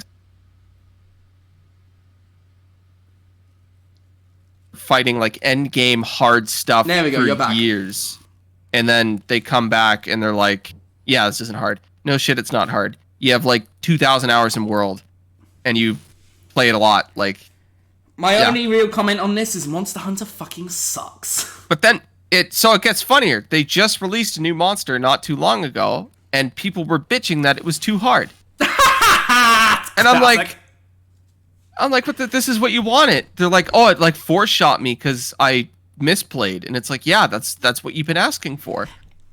Anyway, I think we're done with the rapid fire section. Yeah. The moral of the story, everybody? Man, fuck 343 Industries. Okay. What we've been playing. Can I start? Yeah, go nuts. Death Stranding. Mid. It's so peak. It's so peak. I as it's been background footage for the entire episode, I replayed the whole game on stream over the last few weeks. It is still just incredible. I love it. It's one of the best games ever made. And it's a masterpiece. I still love it. I will say, the issues that I had with it when it first came out, I still have with it. I still have those issues. I do think the pacing is a bit off. I think it is probably about 5 hours too long. I think it probably could be cut down to about 30. It's 41. You could probably cut it down to about 30. Boring. The characters kind of suck. The characters are S tier, bro. There's nothing really to do. Just kind of going along. Can you let me have this, man? Can you let me have this one, please? It's just kind of ass. Oh, shut up! You just said it's one of the best games of all time. Yes, I Come on. Stand by that. I stand by that firmly. Firmly.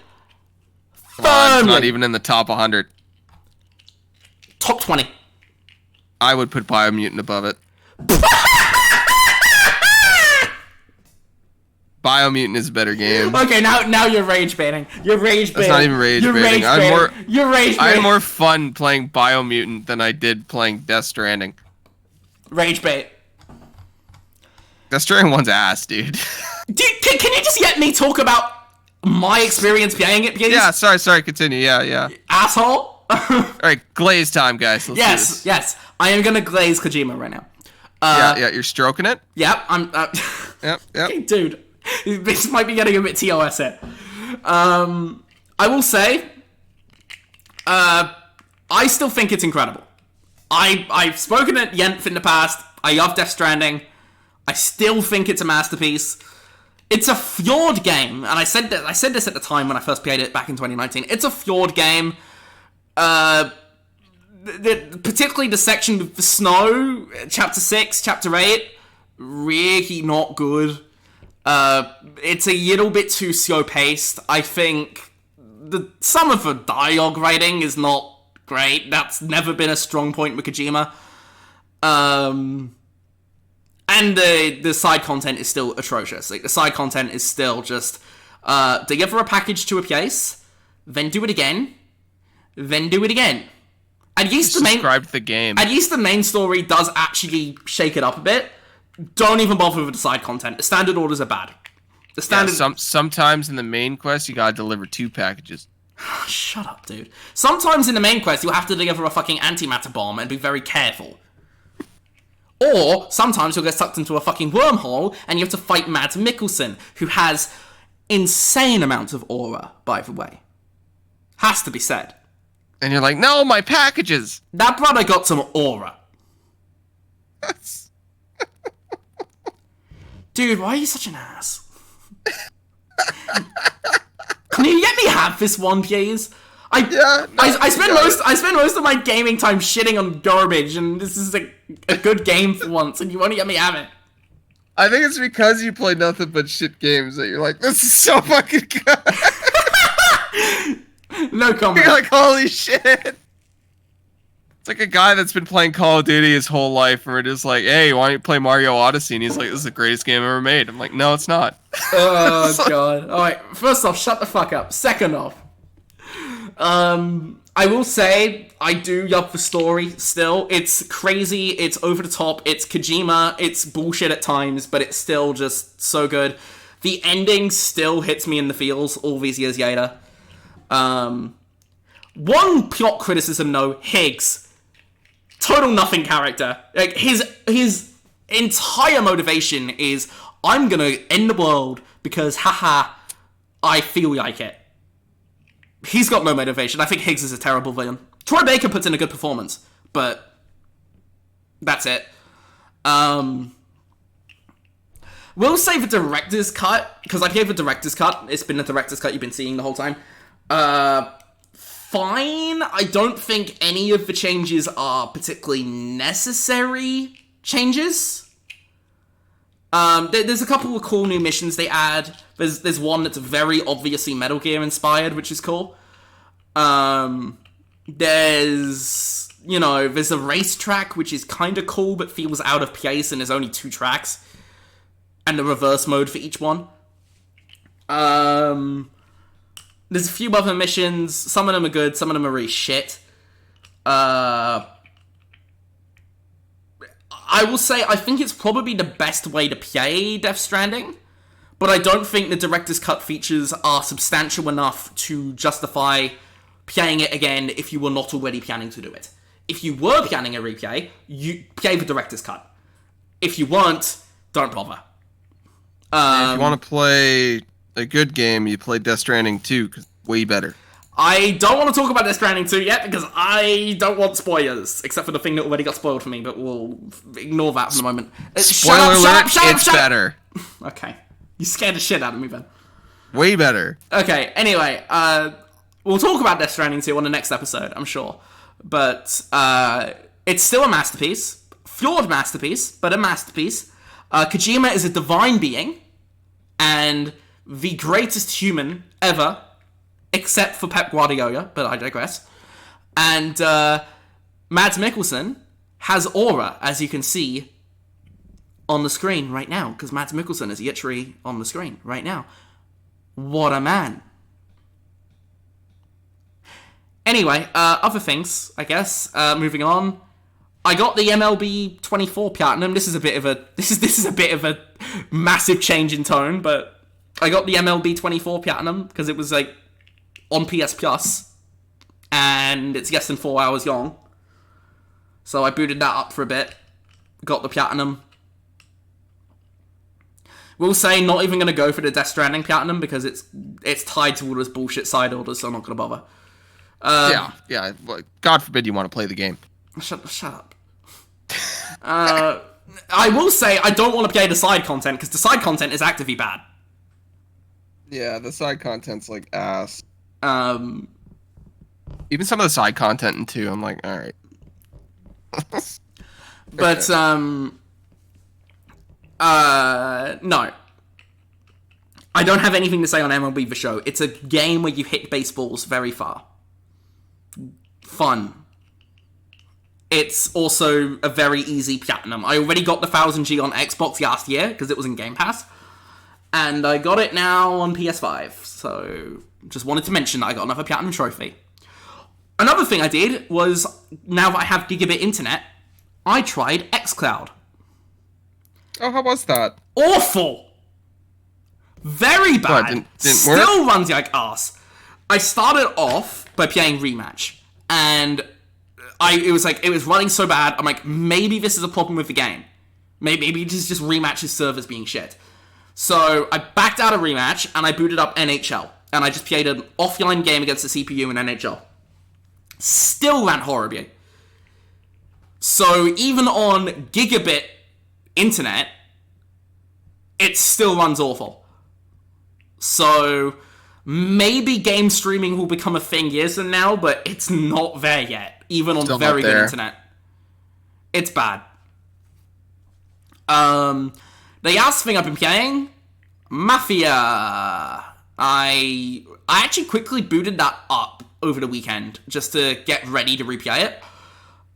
And I realized that the PS4 version never got a patch for the PS5. Even though it came out 2 months before the PS5 did. Very strange. Which is honestly very lazy. Very lazy. But yeah.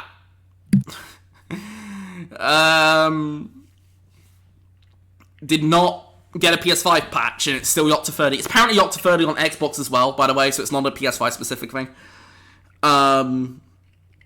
So I bought the PC version on CD keys because I was not going to spend $50 Canadian, the same price it was at launch, to rebuy a game that I already bought. It was $8 on CD keys, so I just bought it there. Don't use CD keys, by the way. That's not the point. It worked for me, but like apparently they're kind of sketch, but who cares? Use it to buy Windows activation keys. That's it. But, yeah. Beyond that, I did actually stream it yesterday. I streamed probably just over half the game. PC port is dog shit. Wow. Really bad. I think I messaged you last night being like, this thing runs awful. Yeah, we talked about it a little bit. Obscene motion blur, heavy frame drops, graphical bugs in cutscenes. I will say, I was reading about this, and apparently, if you go into the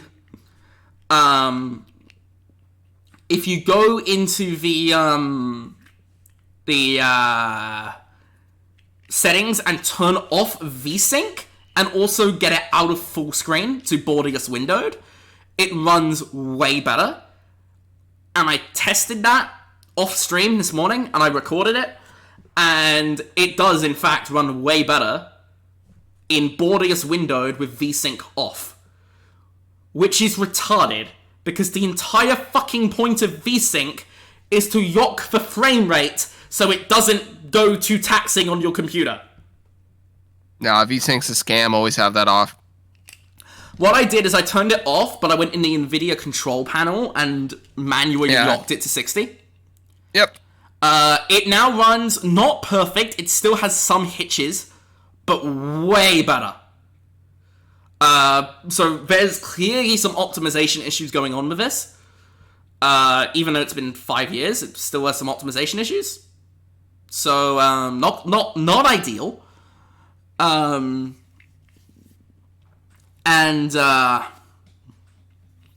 the game's still good. The story's still good. I will say it's way more episodic than I remembered it. Like, there'll be different missions, and then like one feeds into another, but like they kind of just ignore everything that happened beforehand. It feels very old school in that way, and obviously it is an old game. Like I said, it's just Scooby-Doo episodes. Yeah, it was like Scooby-Doo episodes where there's no connecting plot threads between the missions. Yeah, there's no connection, and then at the end they're like, "Oh, and this guy did it all?" Yeah. But as I was saying, it's a good game. I like it. I still think the gunplay is pretty mediocre, and I think the melee combat is actively bad.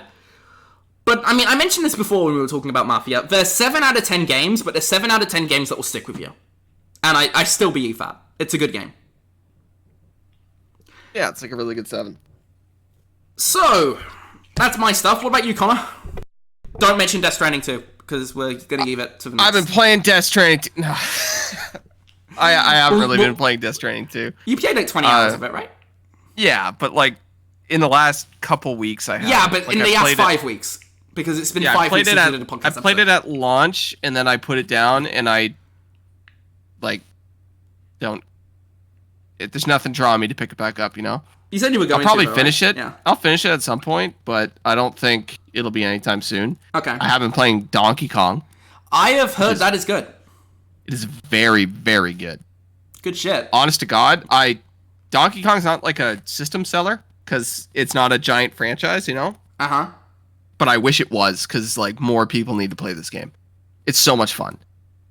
It's so good. The platforming's pretty basic, but like it's still fun enough that you can, you know, jump around, do all your stuff, all that good stuff. But the destruction mechanics in it are awesome. Like you get to punch through fucking everything. It's so much fun to do.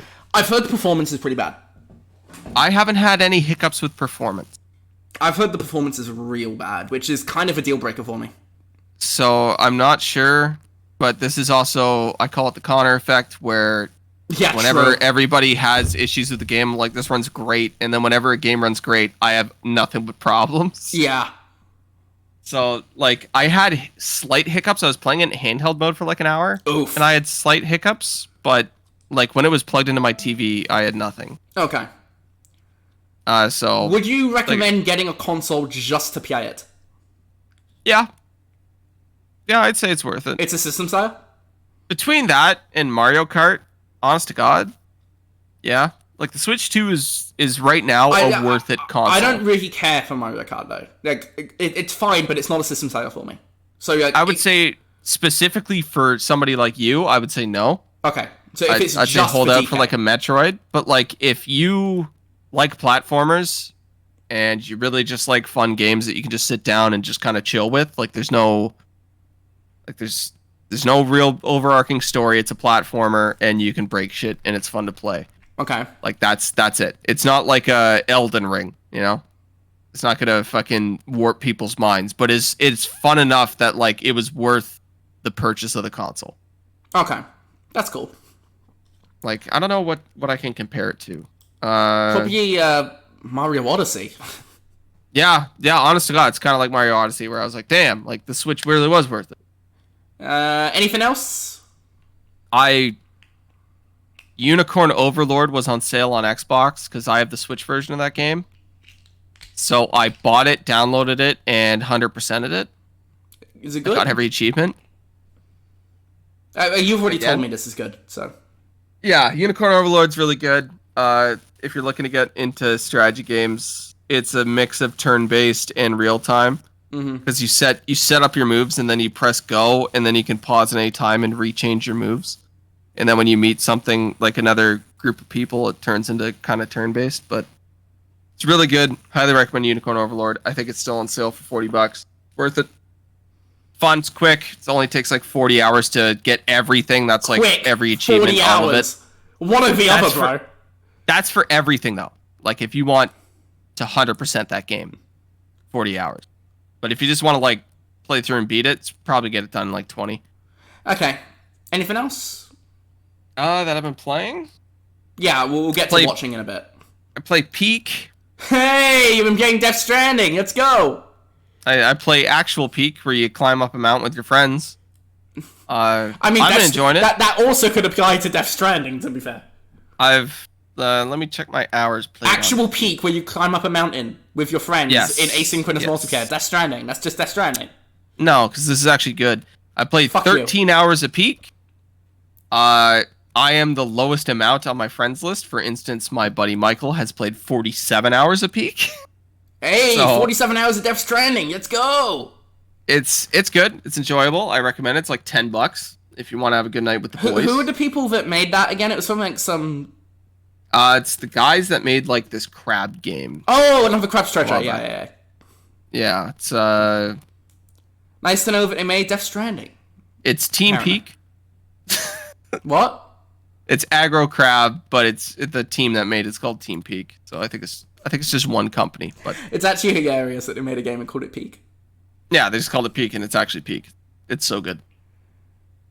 But yeah, very enjoyable. Good game. Other than that, just playing, rematch. Rematch is fun. And then I've been really busy, so. Yeah, so have I. So apart from Death Stranding, I haven't actually played that much. Like, Unicorn Overlord was on sale, and it took me 40 hours to 100%, but that 40 hours is spread over 5 weeks. So, it's one of those things where it's like, I haven't had the time to actually sit down and really get into stuff. Like, I played Death Stranding 2 a whole bunch, but I really shouldn't have, because I was just playing super late. Yeah, and I feel like we'll talk about Death Stranding 2 on the next episode, when we can both talk about it. Yeah, and I'll be like, man, you enjoying this mid-ass game? Oh, so yeah, you're just gonna switch up on it because I like it. Okay. No, it's good. The gameplay is way better. Anyway, I have a lot of movies that I've seen that I want to talk about. So. Saw Superman. Should I start with this one? Both saw F1. What? Yeah. So I have 4 movies, and I think I'll just kind of go in order of the way I saw them.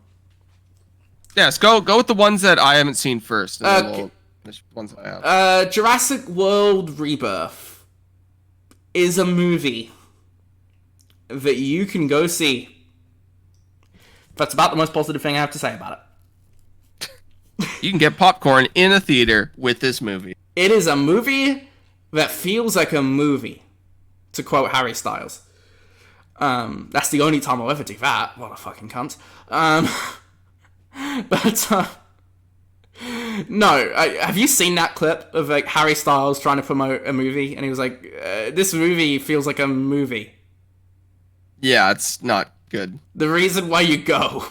Or something like that. Jurassic World Rebirth is another Jurassic World movie. It's better than the last 2, I will say. It's watchable. It's fine. It's okay. It's also very... You've seen it all before. It feels like Jurassic World really... Jurassic Park should never have become a franchise, I don't think. No. It was one really good movie, one pretty novel concept, and they've just milked that shit for 30 years. And that's all I really have to say on it. I would need to pull up what I actually wrote on it, because I can't remember anything. I'm actually going to do that, because I genuinely can't remember anything I had to say on it. Except it's a movie. And I thought the cinematography was kind of cool. Beyond that... Let me have a look-see. Story and characters were awful.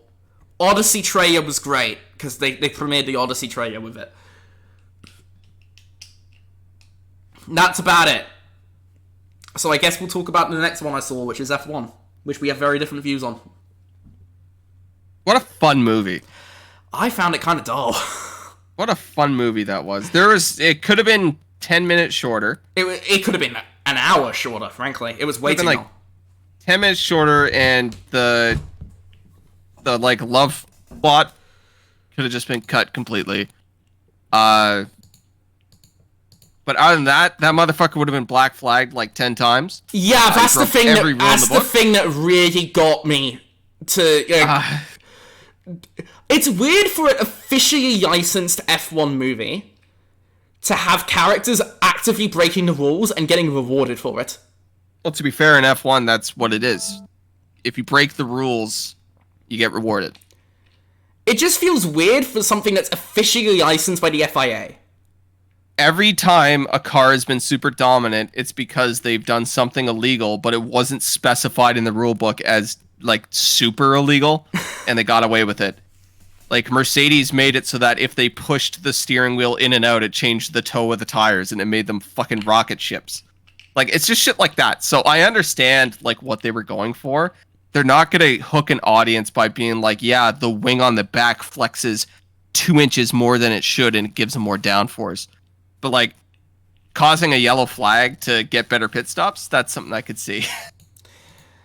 I thought the thing was filmed quite well. I thought the racing scenes looked really nice in IMAX. It's real cars, right? Yeah, they filmed it because it's from the guy that made Top Gun Maverick, and he filmed it like he filmed the flying scenes in Maverick, which was real planes. I think even like the crash scenes, they actually just crashed the car. Yeah, but with stunt actors, of course. Well, stunt actors for some, and then some the actors couldn't actually be in the car. They just had to like blow that shit up. Yeah, probably the one with the black guy. His big thing. His flip. Yeah, that's an actual crash that happened in F2, by the way. Was that the one where the guy died? No, he actually lived. No, you're thinking that's a different F2 crash. It's Gran Turismo, right? The Gran Turismo movie where they had that in it. Yeah, I used the one. Jesus fucking Christ! What a pile of shit. But was a spectator that died, wasn't movie... it? Sorry? It was a spectator that died in that one. I think a driver died. I can't remember. I found it very average. It was fine. It was fun. But I thought the plot had nothing to it beyond racing. I thought the characters were insufferable, mostly because they were cheating a lot. And so much fucking product placement. Oh my god. That's F1, baby. Insufferable amount of product placement. It's just how it is. And obviously, yeah, the way the film ended with them winning. Spoiler. Like one of the biggest teams is just Red Bull. Just completely implausible. Well, they didn't win. They just got like one podium. Yeah, but you seem to no, they won. It's actually very funny race. Because the race after the F1 movie, Nico Hülkenberg got his first podium in the slowest car on the grid. Yeah, but he didn't cheat either. No, it was just good strategy. And a yellow flag. Yeah, but he didn't cause it, did he? And a safety car. Yeah, but he didn't cause those. I think his teammate did, actually. Anyway. I think Bortoletto did. Whatever, doesn't matter. It was a lot of cheating. It was, yeah, I found it kind of, I expected better from the guy that made Top Gun Maverick. I liked it. Yeah, we have two very different views on this one. I had fun. I ate popcorn. It was awesome. I got a Coca-Cola. It was pretty great. Another movie I saw that I'm pretty negative on, and this one I'm actually more negative on than Jurassic World or F1. Superman. I am surprised at how much I did not like Superman, but I did not like it at all. I got popcorn. I got a Coca-Cola. It was pretty great. I thought you said you slept through most of it. I did. I did, but so, I fell asleep after I ate my popcorn. Thank you very much. Yeah, you don't want to fall asleep while eating popcorn. Jesus. It still blows my girlfriend's mind whenever I fall asleep in a movie. My dad does it too. I don't know how he does it. It's easy. When the movie's boring, you just close your eyes. You're in a comfortable seat. Then you pass out. Anyway, I saw Superman. I want to preface this by saying I'm not some sort of like Snyder warrior or something. I actually like James Gunn's movies most of all. I particularly like his Guardians of the Galaxy movies. I also liked his Suicide Squad movie. I did not think this was good. I think it's by far the weakest of his superhero films. I hate to do this, but I'm gonna compare it to Man of Steel. I think Man of Steel was a much better movie. It's a much less accurate adaptation of Superman. But Superman kind of fucking sucks.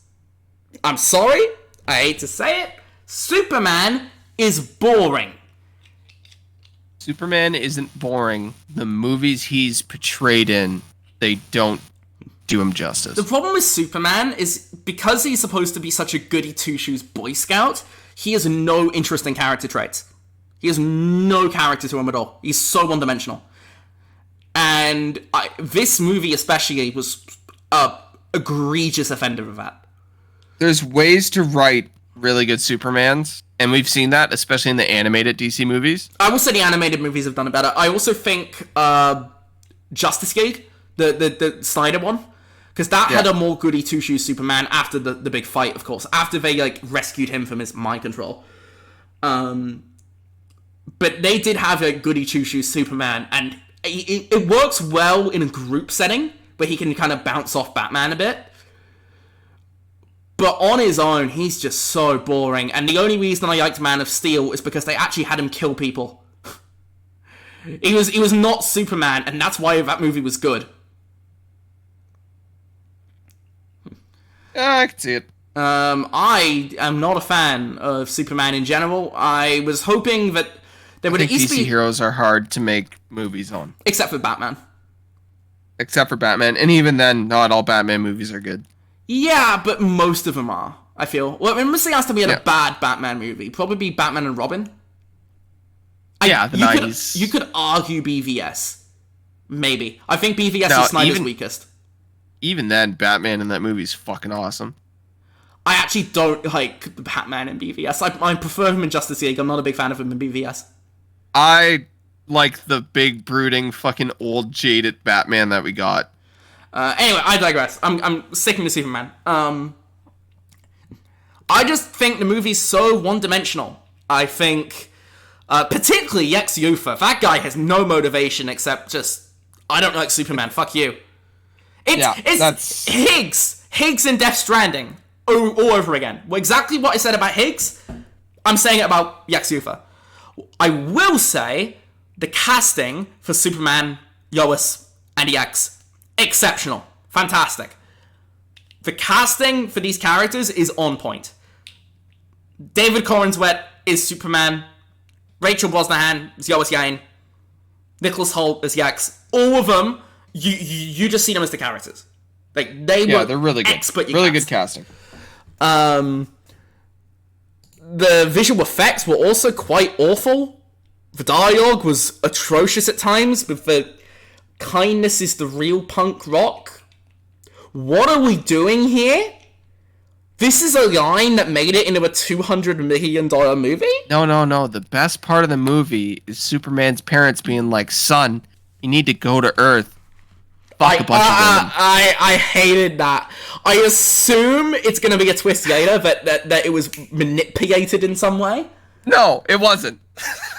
I assume that they're going to do that in a future movie or something. Because otherwise, that is so fucked. And that's actual character assassination of Jor-El.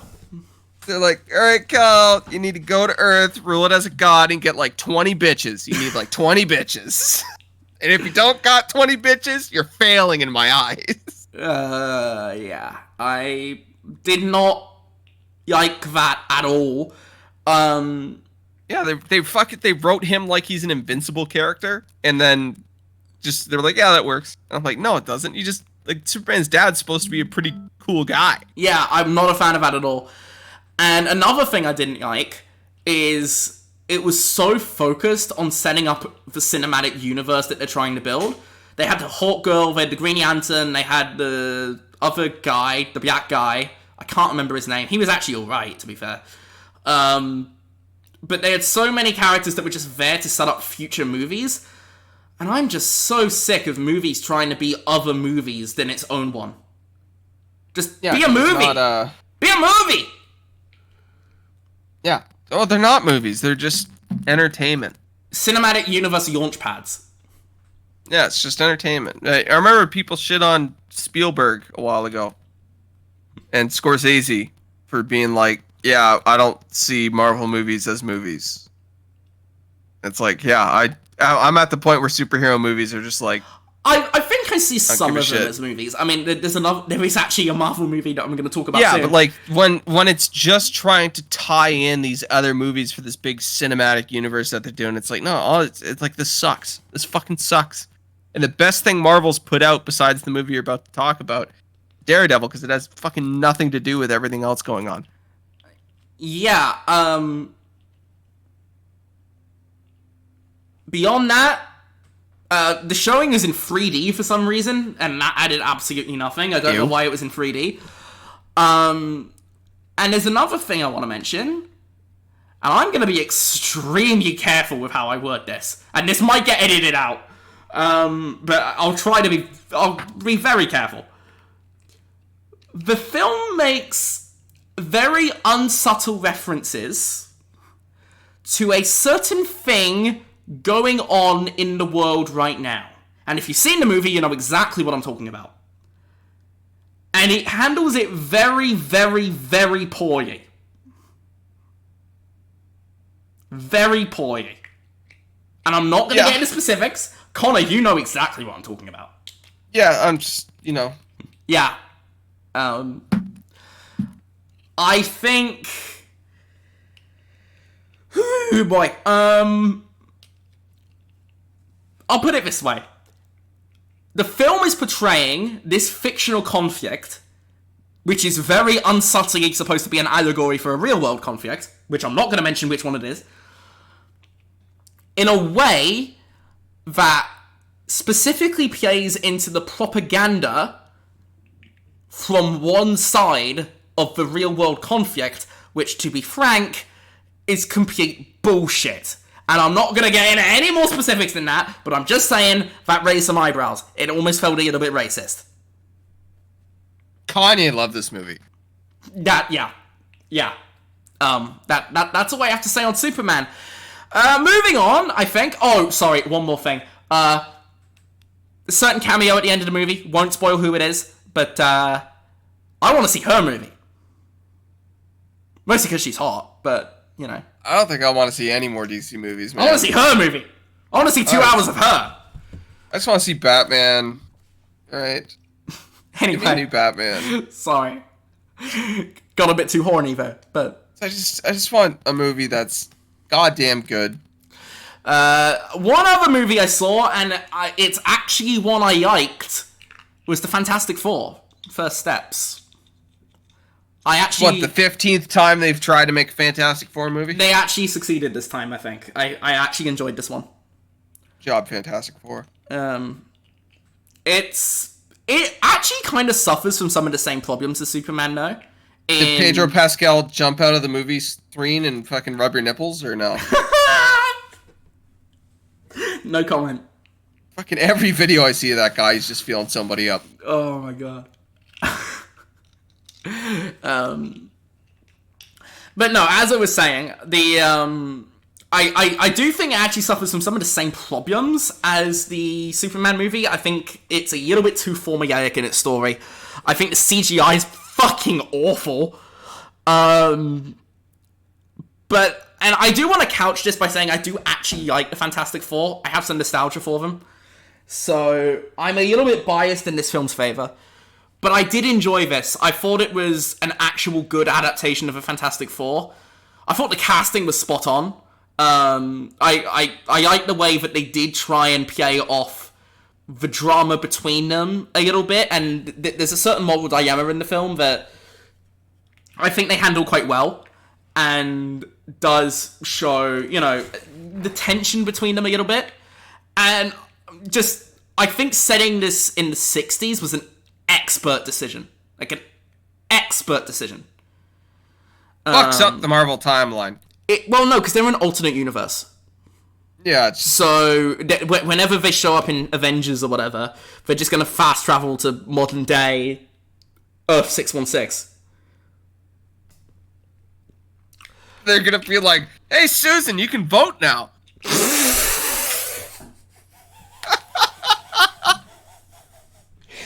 Here's me trying to be politically sensitive. What's that guy doing drinking out of that fountain? Jesus. Jesus! Anyway, no, I actually enjoyed it. I think it's very formulaic. It's not breaking any new ground. It's not high art. But it was fun. It was fun. I enjoyed it. I don't think it's the best Marvel movie ever, but I do actually think it was decent. I enjoyed it, and part of it is my nostalgia for these characters, and it was nice to see them actually treated with some respect. But also, is it the best Marvel movie of this phase? It's the first one of this phase. Oh, I thought this was the final one. This is the first one of Phase 6. I will say it's better than all of Phase 5, except for Guardians 3. Fair. We got naked Norman Reedus on the screen right now. Shout out to naked Norman Reedus and his funky fetus. Anyway, what have you seen, Connor, apart from Superman and F1? Literally, I saw F1 and Superman. Okay, so I think we're actually done here, then. Yeah, I've been watching TV shows, that's it. Oh, talk about them. Oh, God, they're terrible. Oh, go on. Oh, now we got Naked Yes They Do. Here we go. I'm on season 17 of Grey's Anatomy. This is going to make no sense for those that are listening to this as an audio thing, by the way, but... and season 17 of Grey's Anatomy is the COVID season. Oh, okay, but no, genuinely, there is Naked Yes They Do in the Death Stranding footage right now. Yeah, so then they can think about Grey's Anatomy while they watch that. Anyway, sorry, carry on. The funny thing about the season is because of when it was filmed, we really didn't have any facts about COVID or anything. Yeah. So the talking points that they use in the episode is just what was on the news the week before. Oh boy. So like I'm watching it with my girlfriend, of course, and they're like, yeah, we're at like, there's 3 million deaths. And I'm like, no, there isn't. I'm like, because they're in the States, right? They're talking about the States. And I'm like, I don't know where they're getting this info from, because like this is supposed to be like 2 or 3 weeks after COVID started. What the fuck's going on? So it's a really weird season to watch in hindsight, because all of these news stories that were coming out really affected how it was written. And I'm curious to see if they just go back and correct some of that. So I'm watching that. I watched all of Motorheads on Amazon Prime because it was filmed like 30 minutes away from where I live. Okay, I don't know what this is. It's like a car racing show about like a bunch of teenagers that move home to this like small town, and they get into the car scene and they rebuild their dad's old car. Okay. And he was like a bank robber, and that was his escape vehicle. Is this like a documentary, or is it like a fiction? No, it's like a TV show. Okay. So like there's like 2 plots, which the one is like the kid wants to race like the high school bully. That's the one plot. And then the other plot is like the dad buried the money somewhere. And like he's clearly still alive, but he faked his own death, so they're trying to figure out where the money is. Okay. It was good. Decent watch. Hope it gets a season 2. Because again, it's filmed like 30 minutes away from here, which is pretty cool. Because some of the roads that they raced on, I'm like, I've raced on that road. So that was fun. Cool. Don't race, it's illegal. Not cool. Very bad. I've been watching a bunch of anime. I got my girlfriend into a couple different shows, so watched all of Free Run Beyond Journey's End. Great show. I'm watching the Anne Shirley. You ever read Anne Shirley before? No. Anne of Green Gables? No. Classic Canadian like story. Very popular in Japan, so they released an anime for it. Is it actually? Watching that. Yeah, extremely popular. Isn't it out in like PEI or something? Yeah, it takes place in PEI. And if you go to PEI... It's the one thing that happened in PEI.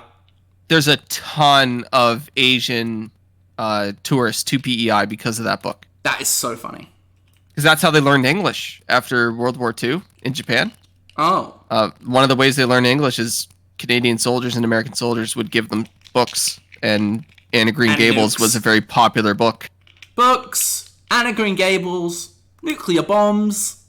Yeah, Anne of Green Gables slaps, though. That shit's straight fire. That's just so much fun. It's good. 10 out of 10. Good story. And then I've been watching Jobless Reincarnation. Jobless Reincarnation? Yeah, it's about a guy who's like just a fucking loser, and he gets hit by a bus. Hey! And he gets reborn into a different world. Your documentary. Let's go. Yeah, he gets reborn to a different world, and... it's just about him this like is navigating that. This is what happens when you don't play Death Stranding, guys. But Jobless Reincarnation is better than Death Stranding. Oh, fuck you. Fuck you. Fuck you. There's a lot of things that are better than Death Stranding. That's one of them. Precisely about 2 things, and one of them is Hitman 3. False. Death Stranding kind of fucking sucks. Fuck you. It's peak. It's peak. Anyway, I think we're done here. Yeah, I think that wraps it up. 2 hours 45, so pretty good length for this one, I think. Watch anime, fuck 343. Yeah, cool. Okay, I am kind of tired, so trying to think. Probably do a podcast in August, and then from there we'll just kind of play it by ear. We'll talk about Mafia on the next one, because Mafia remake will be Mafia Old Country will be out, and then we'll probably also talk Death Stranding 2. Exciting stuff. Anything else worth mentioning? I think that's everything. I think so. So that's cool. I guess Mads Mikkelsen's back on the screen. The absolute aura goat. Yeah. Cool. We're out of here. Bye, have a good one, everyone. And we'll catch you on the next one. And somehow this thing has lasted for 10 episodes now. That's cool. Peace out.